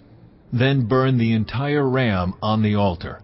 It is a burnt offering to the Lord, a pleasing aroma, a food offering presented to the Lord. Take the other ram, and Aaron and his sons shall lay their hands on its head. Slaughter it. Take some of its blood and put it on the lobes of the right ears of Aaron and his sons, on the thumbs of their right hands, and on the big toes of their right feet. Then splash blood against the sides of the altar. And take some blood from the altar and some of the anointing oil, and sprinkle it on Aaron and his garments, and on his sons and their garments. Then he and his sons and their garments will be consecrated. Take from this ram the fat tail, the fat on the internal organs, the long lobe of the liver, both kidneys with the fat on them, and the right thigh. This is the ram for the ordination. From the basket of bread made without yeast, which is before the Lord, take 1 round loaf, 1 thick loaf with olive oil mixed in, and 1 thin loaf. Put all these in the hands of Aaron and his sons, and have them wave them before the Lord as a wave offering. Then take them from their hands and burn them on the altar, along with the burnt offering for a pleasing aroma to the Lord, a food offering presented to the Lord. After you take the breast of the ram for Aaron's ordination, wave it before the Lord as a wave offering, and it will be your share. Consecrate those parts of the ordination ram that belong to Aaron and his sons, the breast that was waved and the thigh that was presented. This is always to be the perpetual share from the Israelites for Aaron and his sons. It is the contribution the Israelites are to make to the Lord from their fellowship offerings. Aaron's sacred garments will belong to his descendants so that they can be anointed and ordained in them. The son who succeeds him as priest and comes to the tent of meeting to minister in the holy place is to wear them 7 days. Take the ram for the ordination and cook the meat in a sacred place. At the entrance to the tent of meeting, Aaron and his sons are to eat the meat of the ram and the bread that is in the basket. They are to eat these offerings by which atonement was made for their ordination and consecration. But no one else may eat them, because they are sacred. And if any of the meat of the ordination ram or any bread is left over till morning, burn it up. It must not be eaten, because it is sacred. Do for Aaron and his sons everything I have commanded you, taking 7 days to ordain them. Sacrifice a bull each day as a sin offering to make atonement. Purify the altar by making atonement for it, and anoint it to consecrate it. For 7 days make atonement for the altar and consecrate it. Then the altar will be most holy, and whatever touches it will be holy. This is what you are to offer on the altar regularly, each day. 2 lambs a year old. Offer one in the morning and the other at twilight. With the first lamb offer 1/10 of an ephah of the finest flour mixed with 1/4 of a hin of oil from pressed olives, and 1/4 of a hin of wine as a drink offering. Sacrifice the other lamb at twilight with the same grain offering and its drink offering as in the morning, a pleasing aroma, a food offering presented to the Lord. For the generations to come, this burnt offering is to be made regularly at the entrance to the tent of meeting before the Lord. There I will meet you and speak to you. There also I will meet with the Israelites, and the place will be consecrated by my glory. So I will consecrate the tent of meeting and the altar, and will consecrate Aaron and his sons to serve me as priests. Then I will dwell among the Israelites and be their God. They will know that I am the Lord their God, who brought them out of Egypt so that I might dwell among them. I am the Lord their God. Chapter 30. Make an altar of acacia wood for burning incense. It is to be square, 1 cubit long and 1 cubit wide, and 2 cubits high, its horns of 1 piece with it. Overlay the top and all the sides and the horns with pure gold, and make a gold molding around it. Make 2 gold rings for the altar below the molding, 2 on each of the opposite sides. to hold the poles used to carry it. Make the poles of acacia wood and overlay them with gold. Put the altar in front of the curtain that shields the Ark of the Covenant Law, before the atonement cover that is over the tablets of the Covenant Law, where I will meet with you. Aaron must burn fragrant incense on the altar every morning when he tends the lamps. He must burn incense again when he lights the lamps at twilight, so incense will burn regularly before the Lord for the generations to come. Do not offer on this altar any other incense or any burnt offering or grain offering, and do not pour a drink offering on it. Once a year Aaron shall make atonement on its horns. This annual atonement must be made with the blood of the atoning sin offering for the generations to come. It is most holy to the Lord. Then the Lord said to Moses, When you take a census of the Israelites to count them, each one must pay the Lord a ransom for his life at the time he is counted. Then no plague will come on them when you number them. Each one who crosses over to those already counted is to give a half shekel, according to the sanctuary shekel, which weighs 20 gerahs. This half shekel is an offering to the Lord.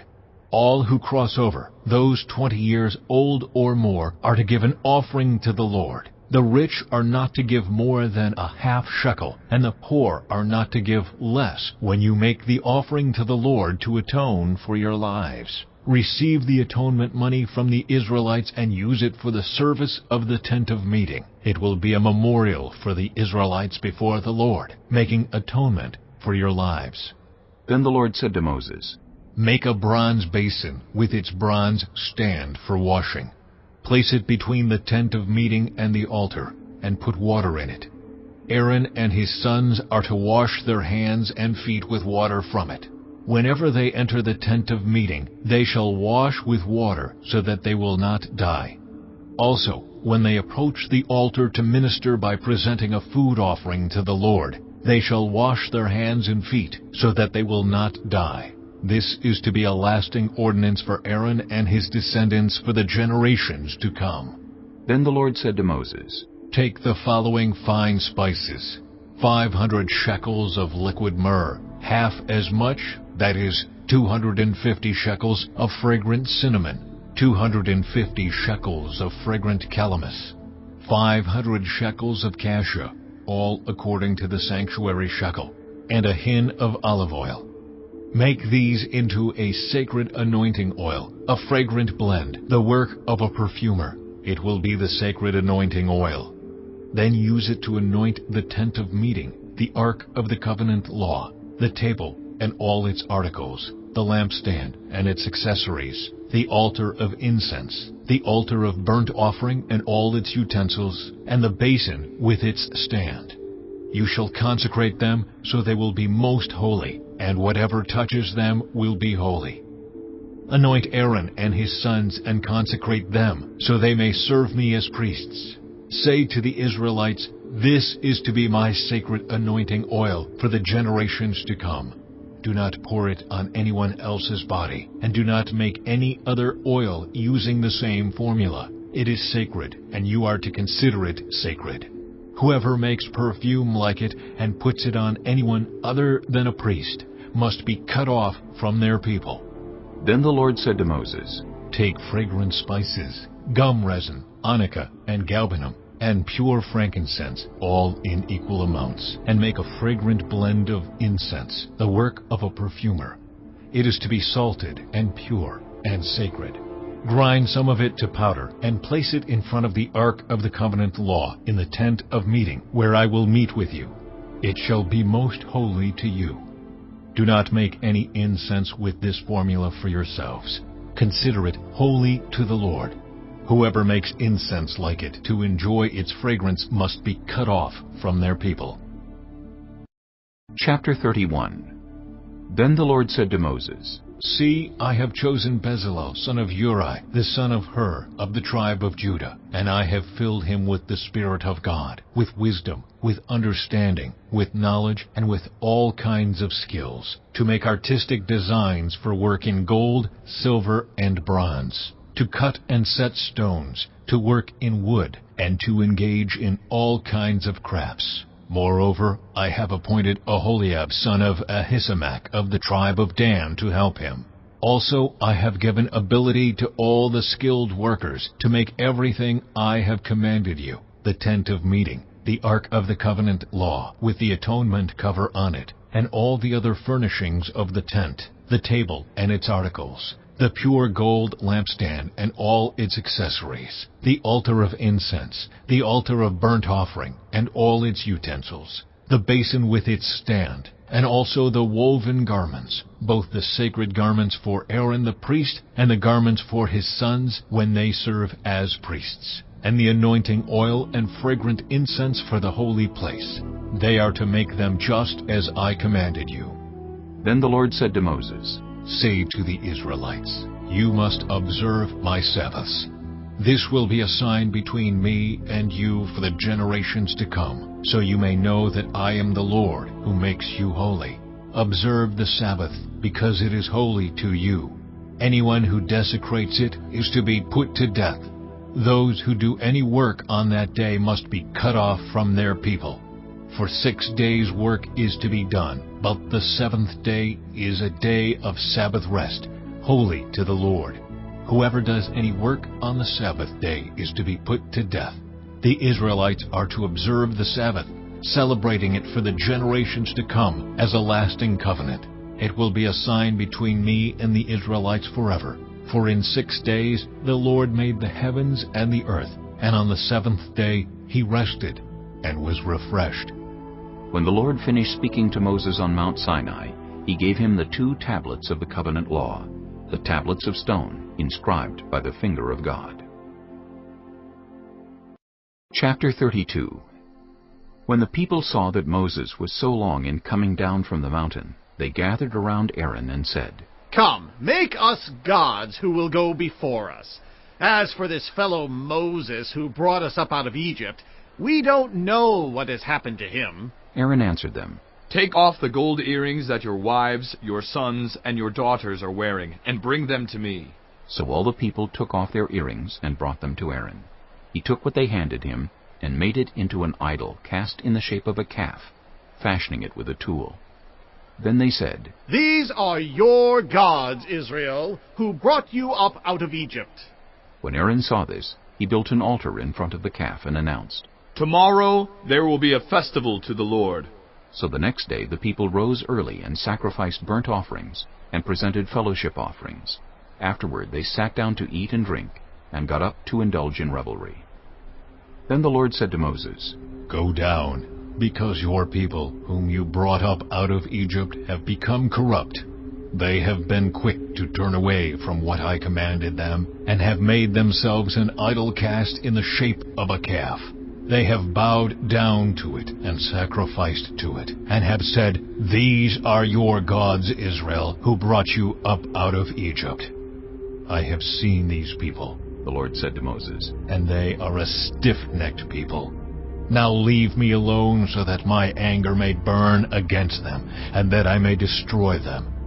Then I will make you into a great nation. But Moses sought the favor of the Lord his God. Lord, he said, why should your anger burn against your people, whom you brought out of Egypt with great power and a mighty hand?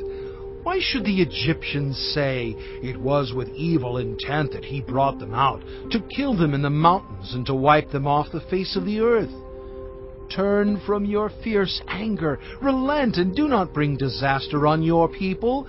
Remember your servants Abraham, Isaac, and Israel, to whom you swore by your own self, I will make your descendants as numerous as the stars in the sky, and I will give your descendants all this land I promised them, and it will be their inheritance forever. Then the Lord relented and did not bring on his people the disaster he had threatened. Moses turned and went down the mountain with the 2 tablets of the covenant law in his hands. They were inscribed on both sides, front and back. The tablets were the work of God. The writing was the writing of God, engraved on the tablets. When Joshua heard the noise of the people shouting, he said to Moses, There is the sound of war in the camp. Moses replied, It is not the sound of victory. It is not the sound of defeat. It is the sound of singing that I hear. When Moses approached the camp and saw the calf and the dancing, his anger burned, and he threw the tablets out of his hands, breaking them to pieces at the foot of the mountain. And he took the calf the people had made and burned it in the fire. Then he ground it to powder, scattered it on the water, and made the Israelites drink it.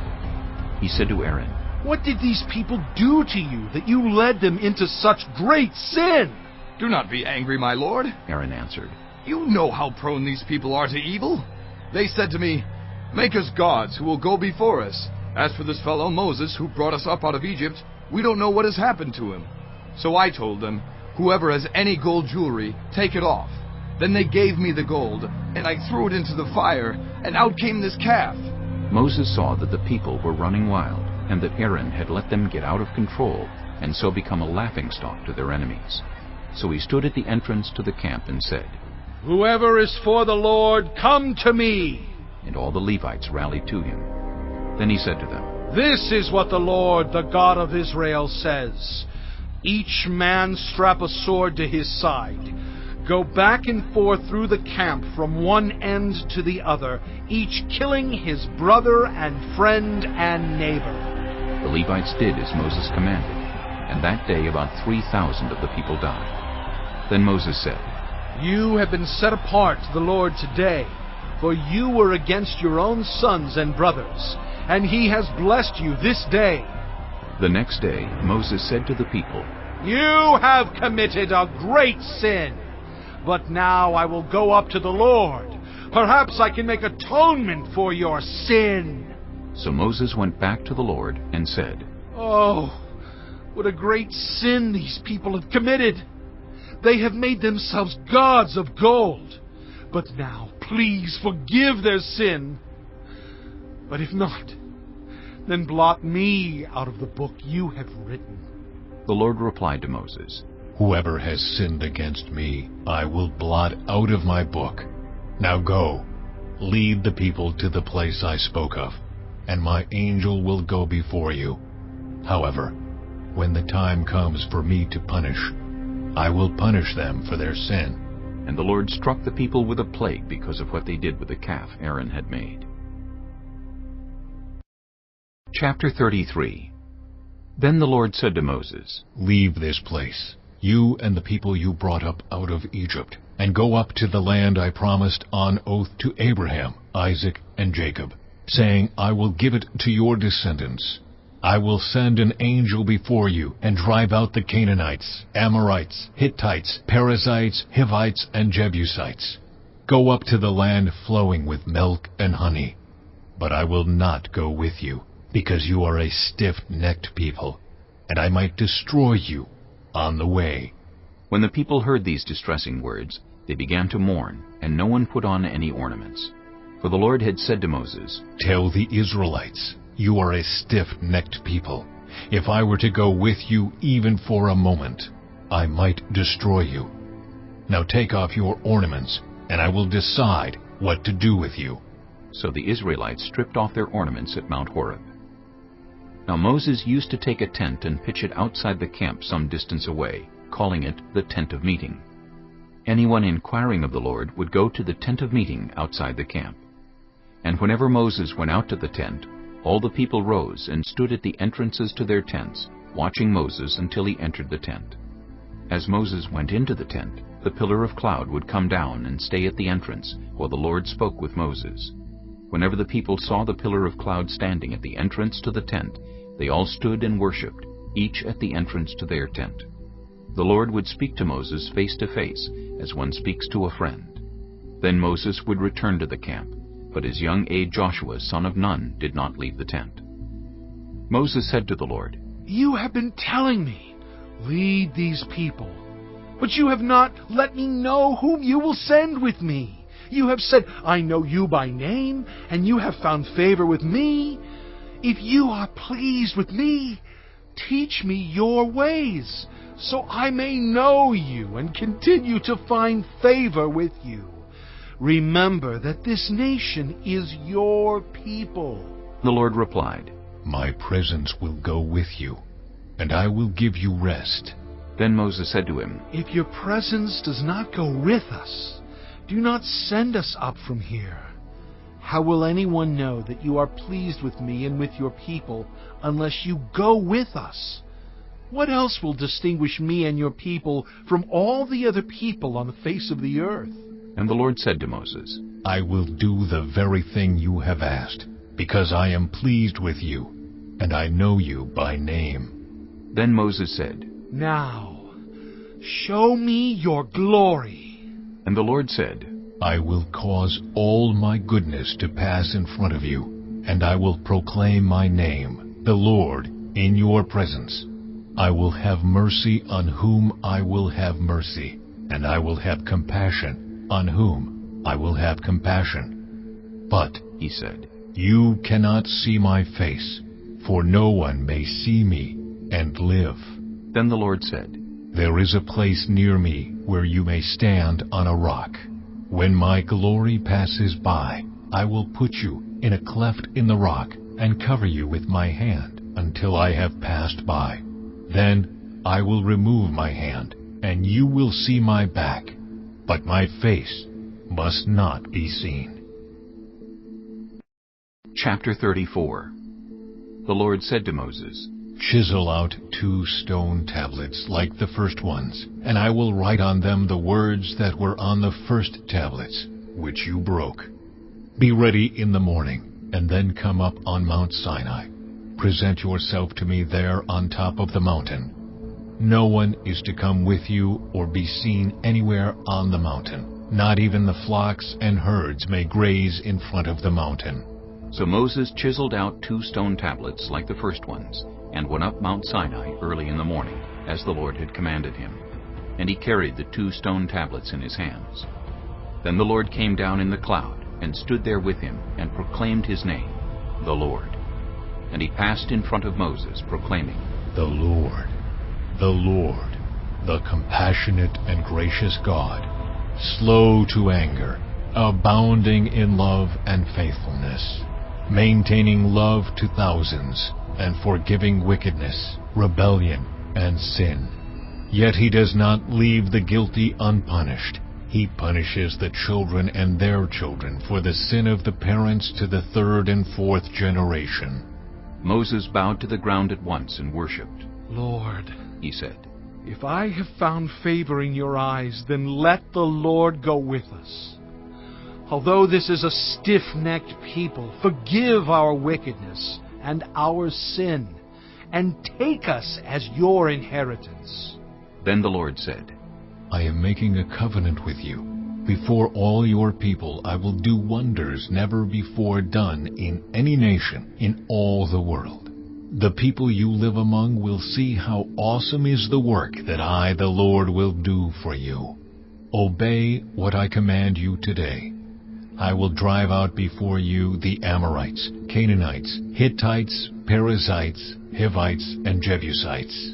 Be careful not to make a treaty with those who live in the land where you are going, or they will be a snare among you. Break down their altars, smash their sacred stones, and cut down their Asherah poles. Do not worship any other god, for the Lord, whose name is jealous, is a jealous God.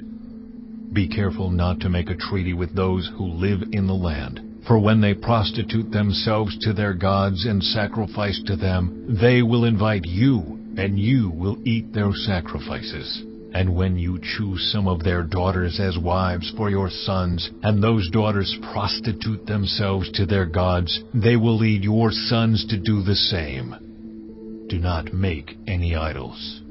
Celebrate the festival of unleavened bread. For 7 days eat bread made without yeast, as I commanded you. Do this at the appointed time, in the month of Aviv, for in that month you came out of Egypt.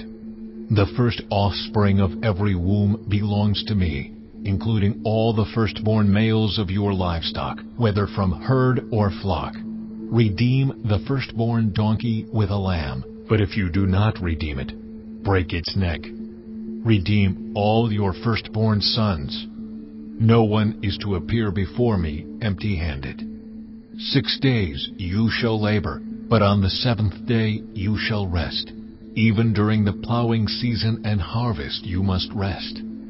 Celebrate the festival of weeks with the first fruits of the wheat harvest, and the festival of ingathering at the turn of the year. 3 times a year all your men are to appear before the sovereign Lord, the God of Israel.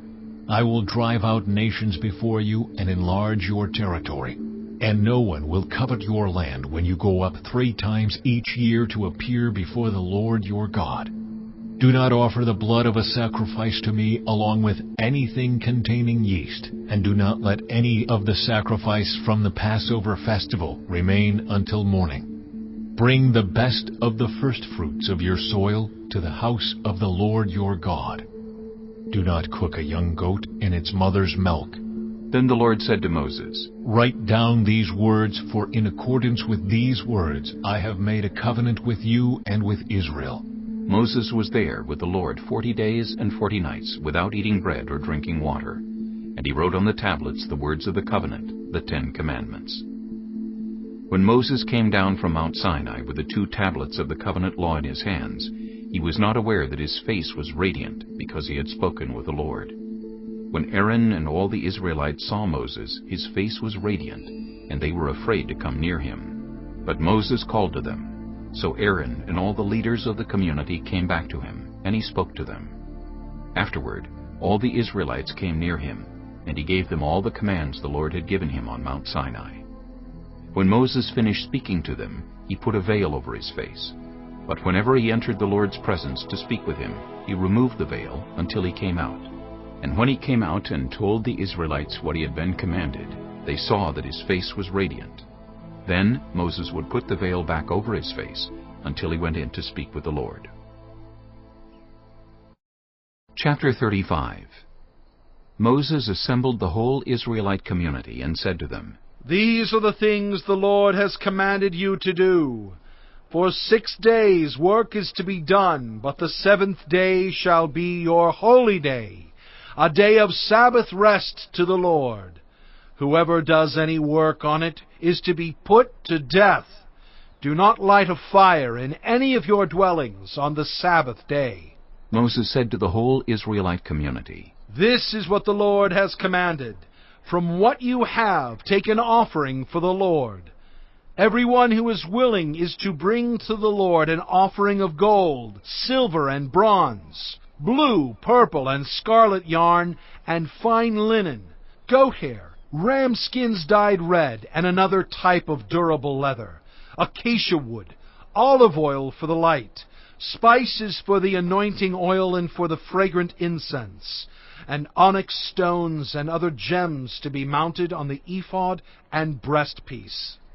All who are skilled among you are to come and make everything the Lord has commanded: the tabernacle with its tent and its covering, clasps, frames, crossbars, posts and bases, the ark with its poles, and the atonement cover, and the curtain that shields it, the table with its poles and all its articles, and the bread of the presence, the lampstand that is for light with its accessories, lamps and oil for the light, the altar of incense with its poles, the anointing oil and the fragrant incense, the curtain for the doorway at the entrance to the tabernacle, the altar of burnt offering with its bronze grating, its poles and all its utensils, the bronze basin with its stand, the curtains of the courtyard with its posts and bases, and the curtain for the entrance to the courtyard, the tent pegs for the tabernacle and for the courtyard, and their ropes, the woven garments worn for ministering in the sanctuary, both the sacred garments for Aaron the priest, and the garments for his sons when they serve as priests. Then the whole Israelite community withdrew from Moses' presence, and everyone who was willing, and whose heart moved them, came and brought an offering to the Lord for the work on the tent of meeting, for all its service, and for the sacred garments. All who were willing, men and women alike, came and brought gold jewelry of all kinds, brooches, earrings, rings, and ornaments. They all presented their gold as a wave offering to the Lord. Everyone who had blue, purple, or scarlet yarn or fine linen, or goat hair, ram skins dyed red, or the other durable leather brought them. Those presenting an offering of silver or bronze brought it as an offering to the Lord, and everyone who had acacia wood for any part of the work brought it. Every skilled woman spun with her hands, and brought what she had spun, blue, purple, or scarlet yarn, or fine linen. And all the women who were willing and had the skill spun the goat hair. The leaders brought onyx stones and other gems to be mounted on the ephod and breastpiece. They also brought spices and olive oil for the light, and for the anointing oil, and for the fragrant incense. All the Israelite men and women who were willing brought to the Lord freewill offerings for all the work the Lord through Moses had commanded them to do. Then Moses said to the Israelites, See, the Lord has chosen Bezalel, son of Uri, the son of Hur, of the tribe of Judah, and he has filled him with the Spirit of God, with wisdom, with understanding, with knowledge, and with all kinds of skills, to make artistic designs for work in gold, silver, and bronze, to cut and set stones, to work in wood, and to engage in all kinds of artistic crafts. And he has given both him and Aholiab, son of Ahisamach, of the tribe of Dan, the ability to teach others. He has filled them with skill to do all kinds of work, as engravers, designers, embroiderers in blue, purple, and scarlet yarn, and fine linen, and weavers, all of them skilled workers and designers. Chapter 36. So Bezalel, Aholiab, and every skilled person to whom the Lord has given skill and ability to know how to carry out all the work of constructing the sanctuary are to do the work just as the Lord has commanded. Then Moses summoned Bezalel and Aholiab, and every skilled person to whom the Lord had given ability, and who was willing to come and do the work. They received from Moses all the offerings the Israelites had brought to carry out the work of constructing the sanctuary. And the people continued to bring free-will offerings morning after morning. So all the skilled workers who were doing all the work on the sanctuary left what they were doing and said to Moses, The people are bringing more than enough for doing the work the Lord commanded to be done. Then Moses gave an order, and they sent this word throughout the camp. No man or woman is to make anything else as an offering for the sanctuary. And so the people were restrained from bringing more, because what they already had was more than enough to do all the work. All those who were skilled among the workers made the tabernacle with 10 curtains of finely twisted linen and blue, purple, and scarlet yarn, with cherubim woven into them by expert hands. All the curtains were the same size, 28 cubits long and 4 cubits wide. They joined 5 of the curtains together, and did the same with the other 5. Then they made loops of blue material along the edge of the end curtain in one set, and the same was done with the end curtain in the other set. They also made 50 loops on one curtain, and 50 loops on the end curtain of the other set, with the loops opposite each other. Then they made 50 gold clasps, and used them to fasten the 2 sets of curtains together, so that the tabernacle was a unit. They made curtains of goat hair for the tent over the tabernacle, 11 altogether. All 11 curtains were the same size, 30 cubits long and 4 cubits wide. They joined 5 of the curtains into one set, and the other 6 into another set. Then they made 50 loops along the edge of the end curtain in one set, and also along the edge of the end curtain in the other set. They made 50 bronze clasps to fasten the tent together as a unit. Then they made for the tent a covering of ram skins dyed red, and over that a covering of the other durable leather. They made upright frames of acacia wood for the tabernacle. Each frame was 10 cubits long and a cubit and a half wide, with 2 projections set parallel to each other. They made all the frames of the tabernacle in this way. They made 20 frames for the south side of the tabernacle, and made 40 silver bases to go under them, 2 bases for each frame, 1 under each projection. For the other side, the north side of the tabernacle, they made 20 frames, and 40 silver bases, 2 under each frame.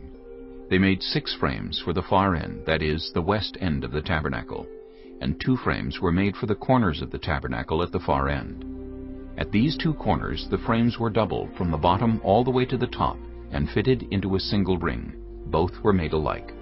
So there were 8 frames and 16 silver bases, 2 under each frame. They also made crossbars of acacia wood, 5 for the frames on one side of the tabernacle, 5 for those on the other side, and 5 for the frames on the west at the far end of the tabernacle. They made the center crossbar so that it extended from end to end at the middle of the frames. They overlaid the frames with gold, and made gold rings to hold the crossbars. They also overlaid the crossbars with gold.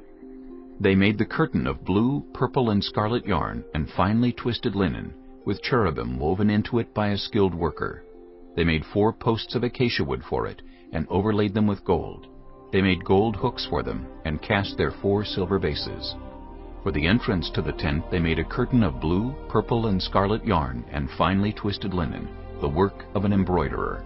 And they made 5 posts with hooks for them. They overlaid the tops of the posts and their bands with gold, and made their 5 bases of bronze. Chapter 37. Bezalel made the ark of acacia wood, 2½ cubits long, 1.5 cubits wide, and 1.5 cubits high. He overlaid it with pure gold, both inside and out, and made a gold molding around it. He cast 4 gold rings for it, and fastened them to its 4 feet, with 2 rings on one side, and 2 rings on the other. Then he made poles of acacia wood, and overlaid them with gold. And he inserted the poles into the rings on the sides of the ark to carry it. He made the atonement cover of pure gold, 2½ cubits long, and 1.5 cubits wide. Then he made 2 cherubim out of hammered gold at the ends of the cover. He made 1 cherub on one end, and the second cherub on the other. At the 2 ends he made them of one piece with the cover. The cherubim had their wings spread upward, overshadowing the cover with them. The cherubim faced each other, looking toward the cover. They made the table of acacia wood, 2 cubits long, 1 cubit wide, and 1.5 cubits high. Then they overlaid it with pure gold, and made a gold molding around it. They also made around it a rim a handbreadth wide, and put a gold molding on the rim. They cast 4 gold rings for the table, and fastened them to the 4 corners, where the 4 legs were. The rings were put close to the rim to hold the poles used in carrying the table. The poles for carrying the table were made of acacia wood, and were overlaid with gold.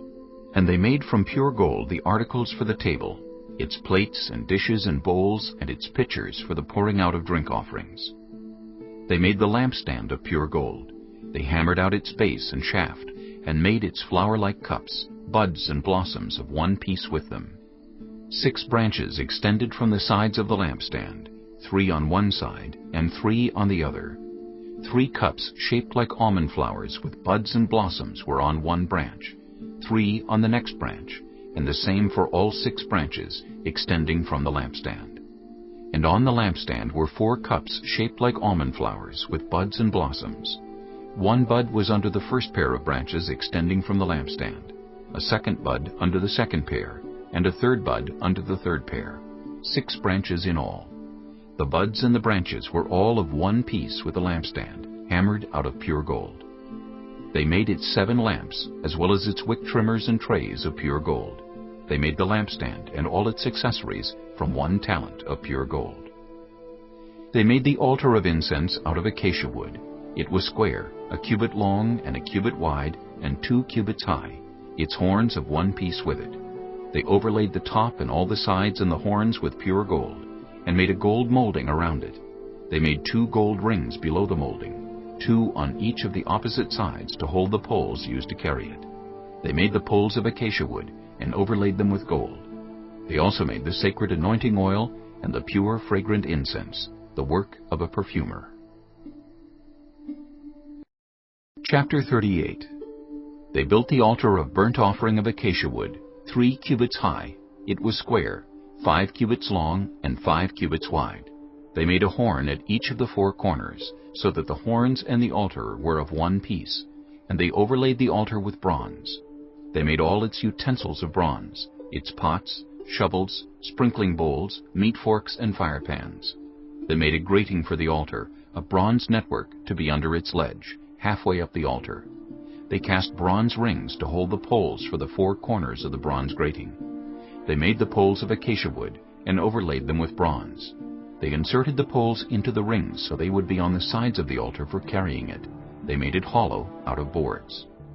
They made the bronze basin and its bronze stand from the mirrors of the women who served at the entrance to the tent of meeting. Next they made the courtyard. The south side was 100 cubits long, and had curtains of finely twisted linen, with 20 posts and 20 bronze bases, and with silver hooks and bands on the posts.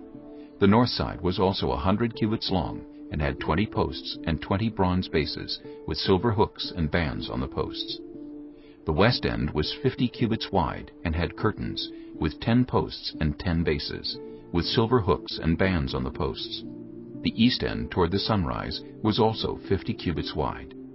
Curtains 15 cubits long were on one side of the entrance, with 3 posts and 3 bases, and curtains 15 cubits long were on the other side of the entrance to the courtyard, with 3 posts and 3 bases. All the curtains around the courtyard were of finely twisted linen. The bases for the posts were bronze. The hooks and bands on the posts were silver, and their tops were overlaid with silver, so all the posts of the courtyard had silver bands. The curtain for the entrance to the courtyard was made of blue, purple, and scarlet yarn and finely twisted linen, the work of an embroiderer. It was 20 cubits long and, like the curtains of the courtyard, 5 cubits high, with 4 posts and 4 bronze bases. Their hooks and bands were silver, and their tops were overlaid with silver. All the tent pegs of the tabernacle and of the surrounding courtyard were bronze. These are the amounts of the materials used for the tabernacle of the covenant law, which were recorded at Moses' command by the Levites under the direction of Ithamar, son of Aaron, the priest. Bezalel, son of Uri, the son of Hur, of the tribe of Judah, made everything the Lord commanded Moses.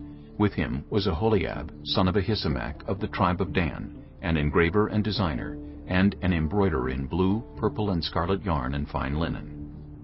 The total amount of the gold from the wave offering used for all the work on the sanctuary was 29 talents and 730 shekels, according to the sanctuary shekel. The silver obtained from those of the community who were counted in the census was 100 talents and 1,775 shekels, according to the sanctuary shekel.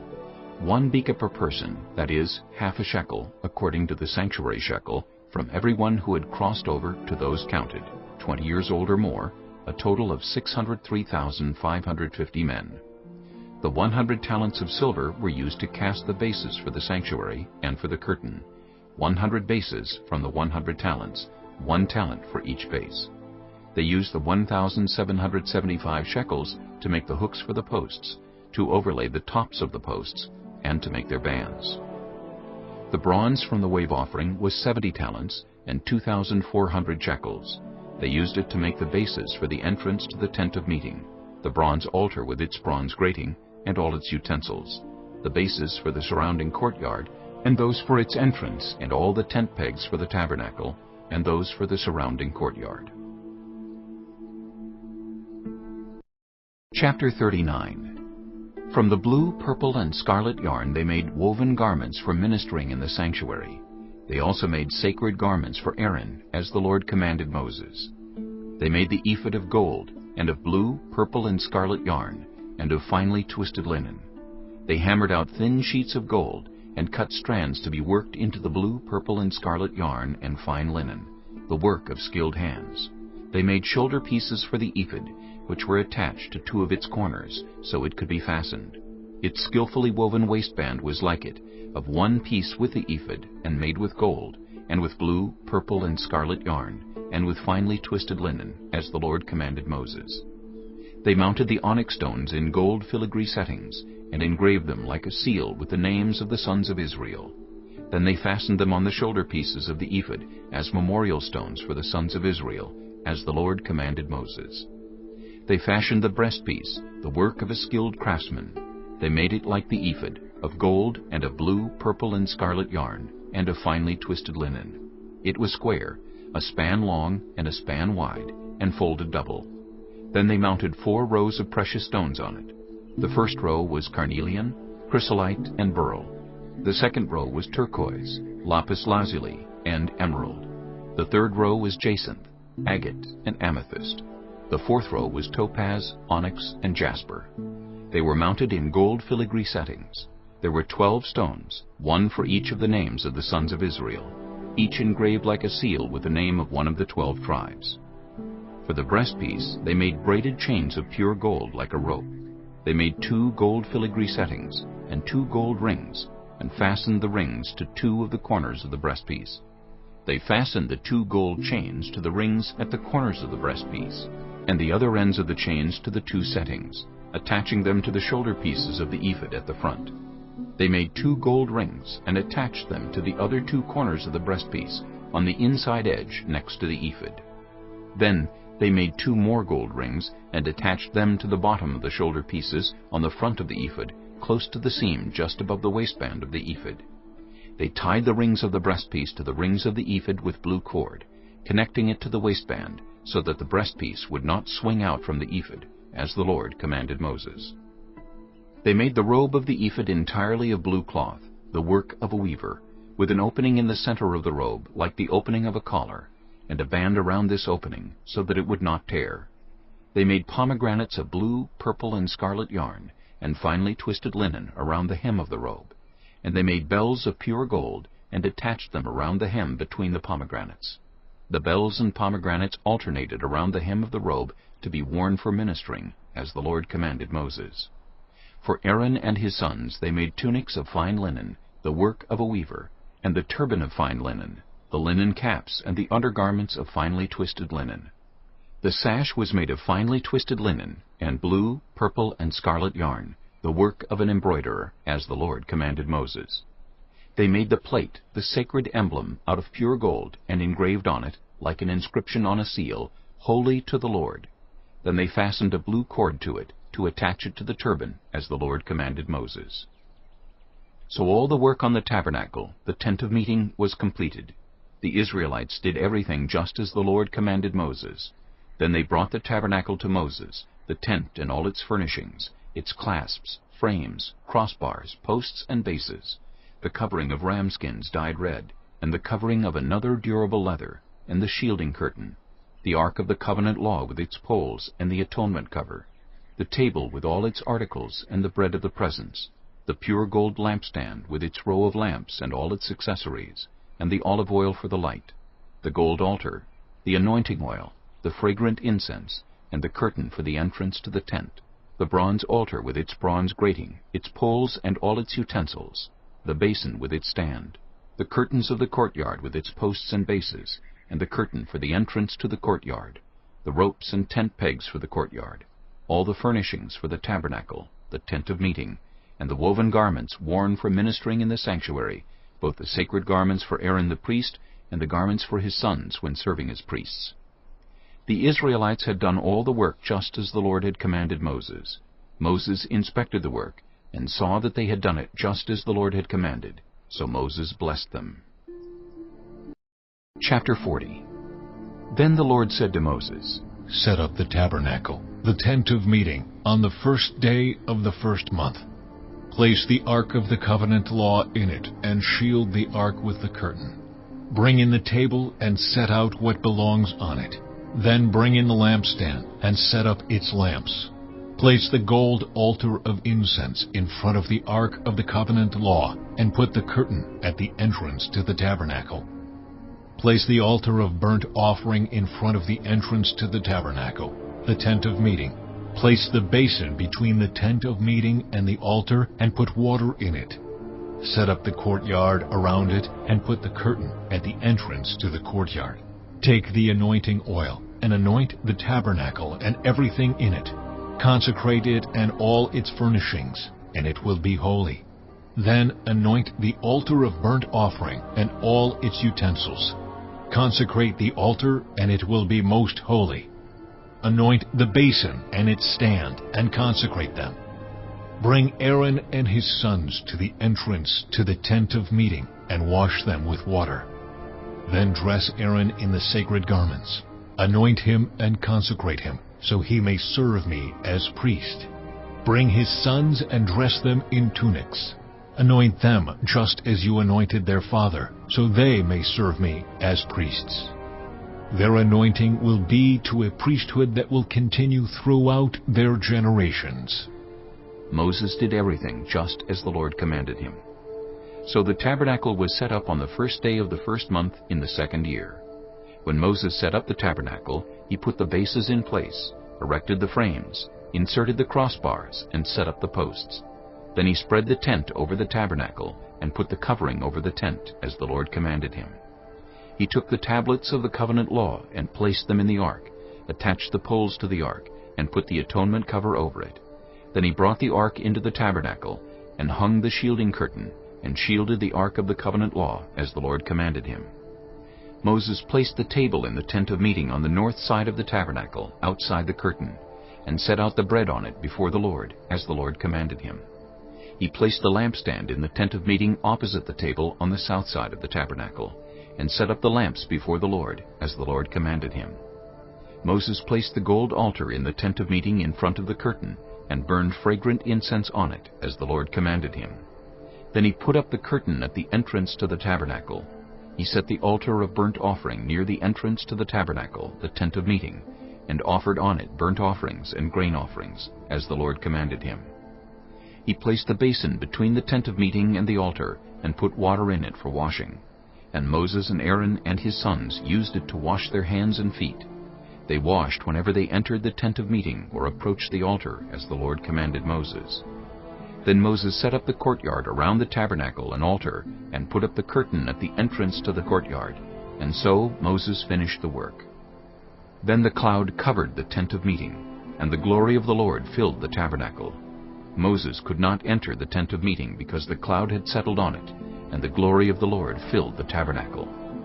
In all the travels of the Israelites, whenever the cloud lifted from above the tabernacle, they would set out. But if the cloud did not lift, they did not set out, until the day it lifted. So the cloud of the Lord was over the tabernacle by day, and fire was in the cloud by night, in the sight of all the Israelites during all their travels.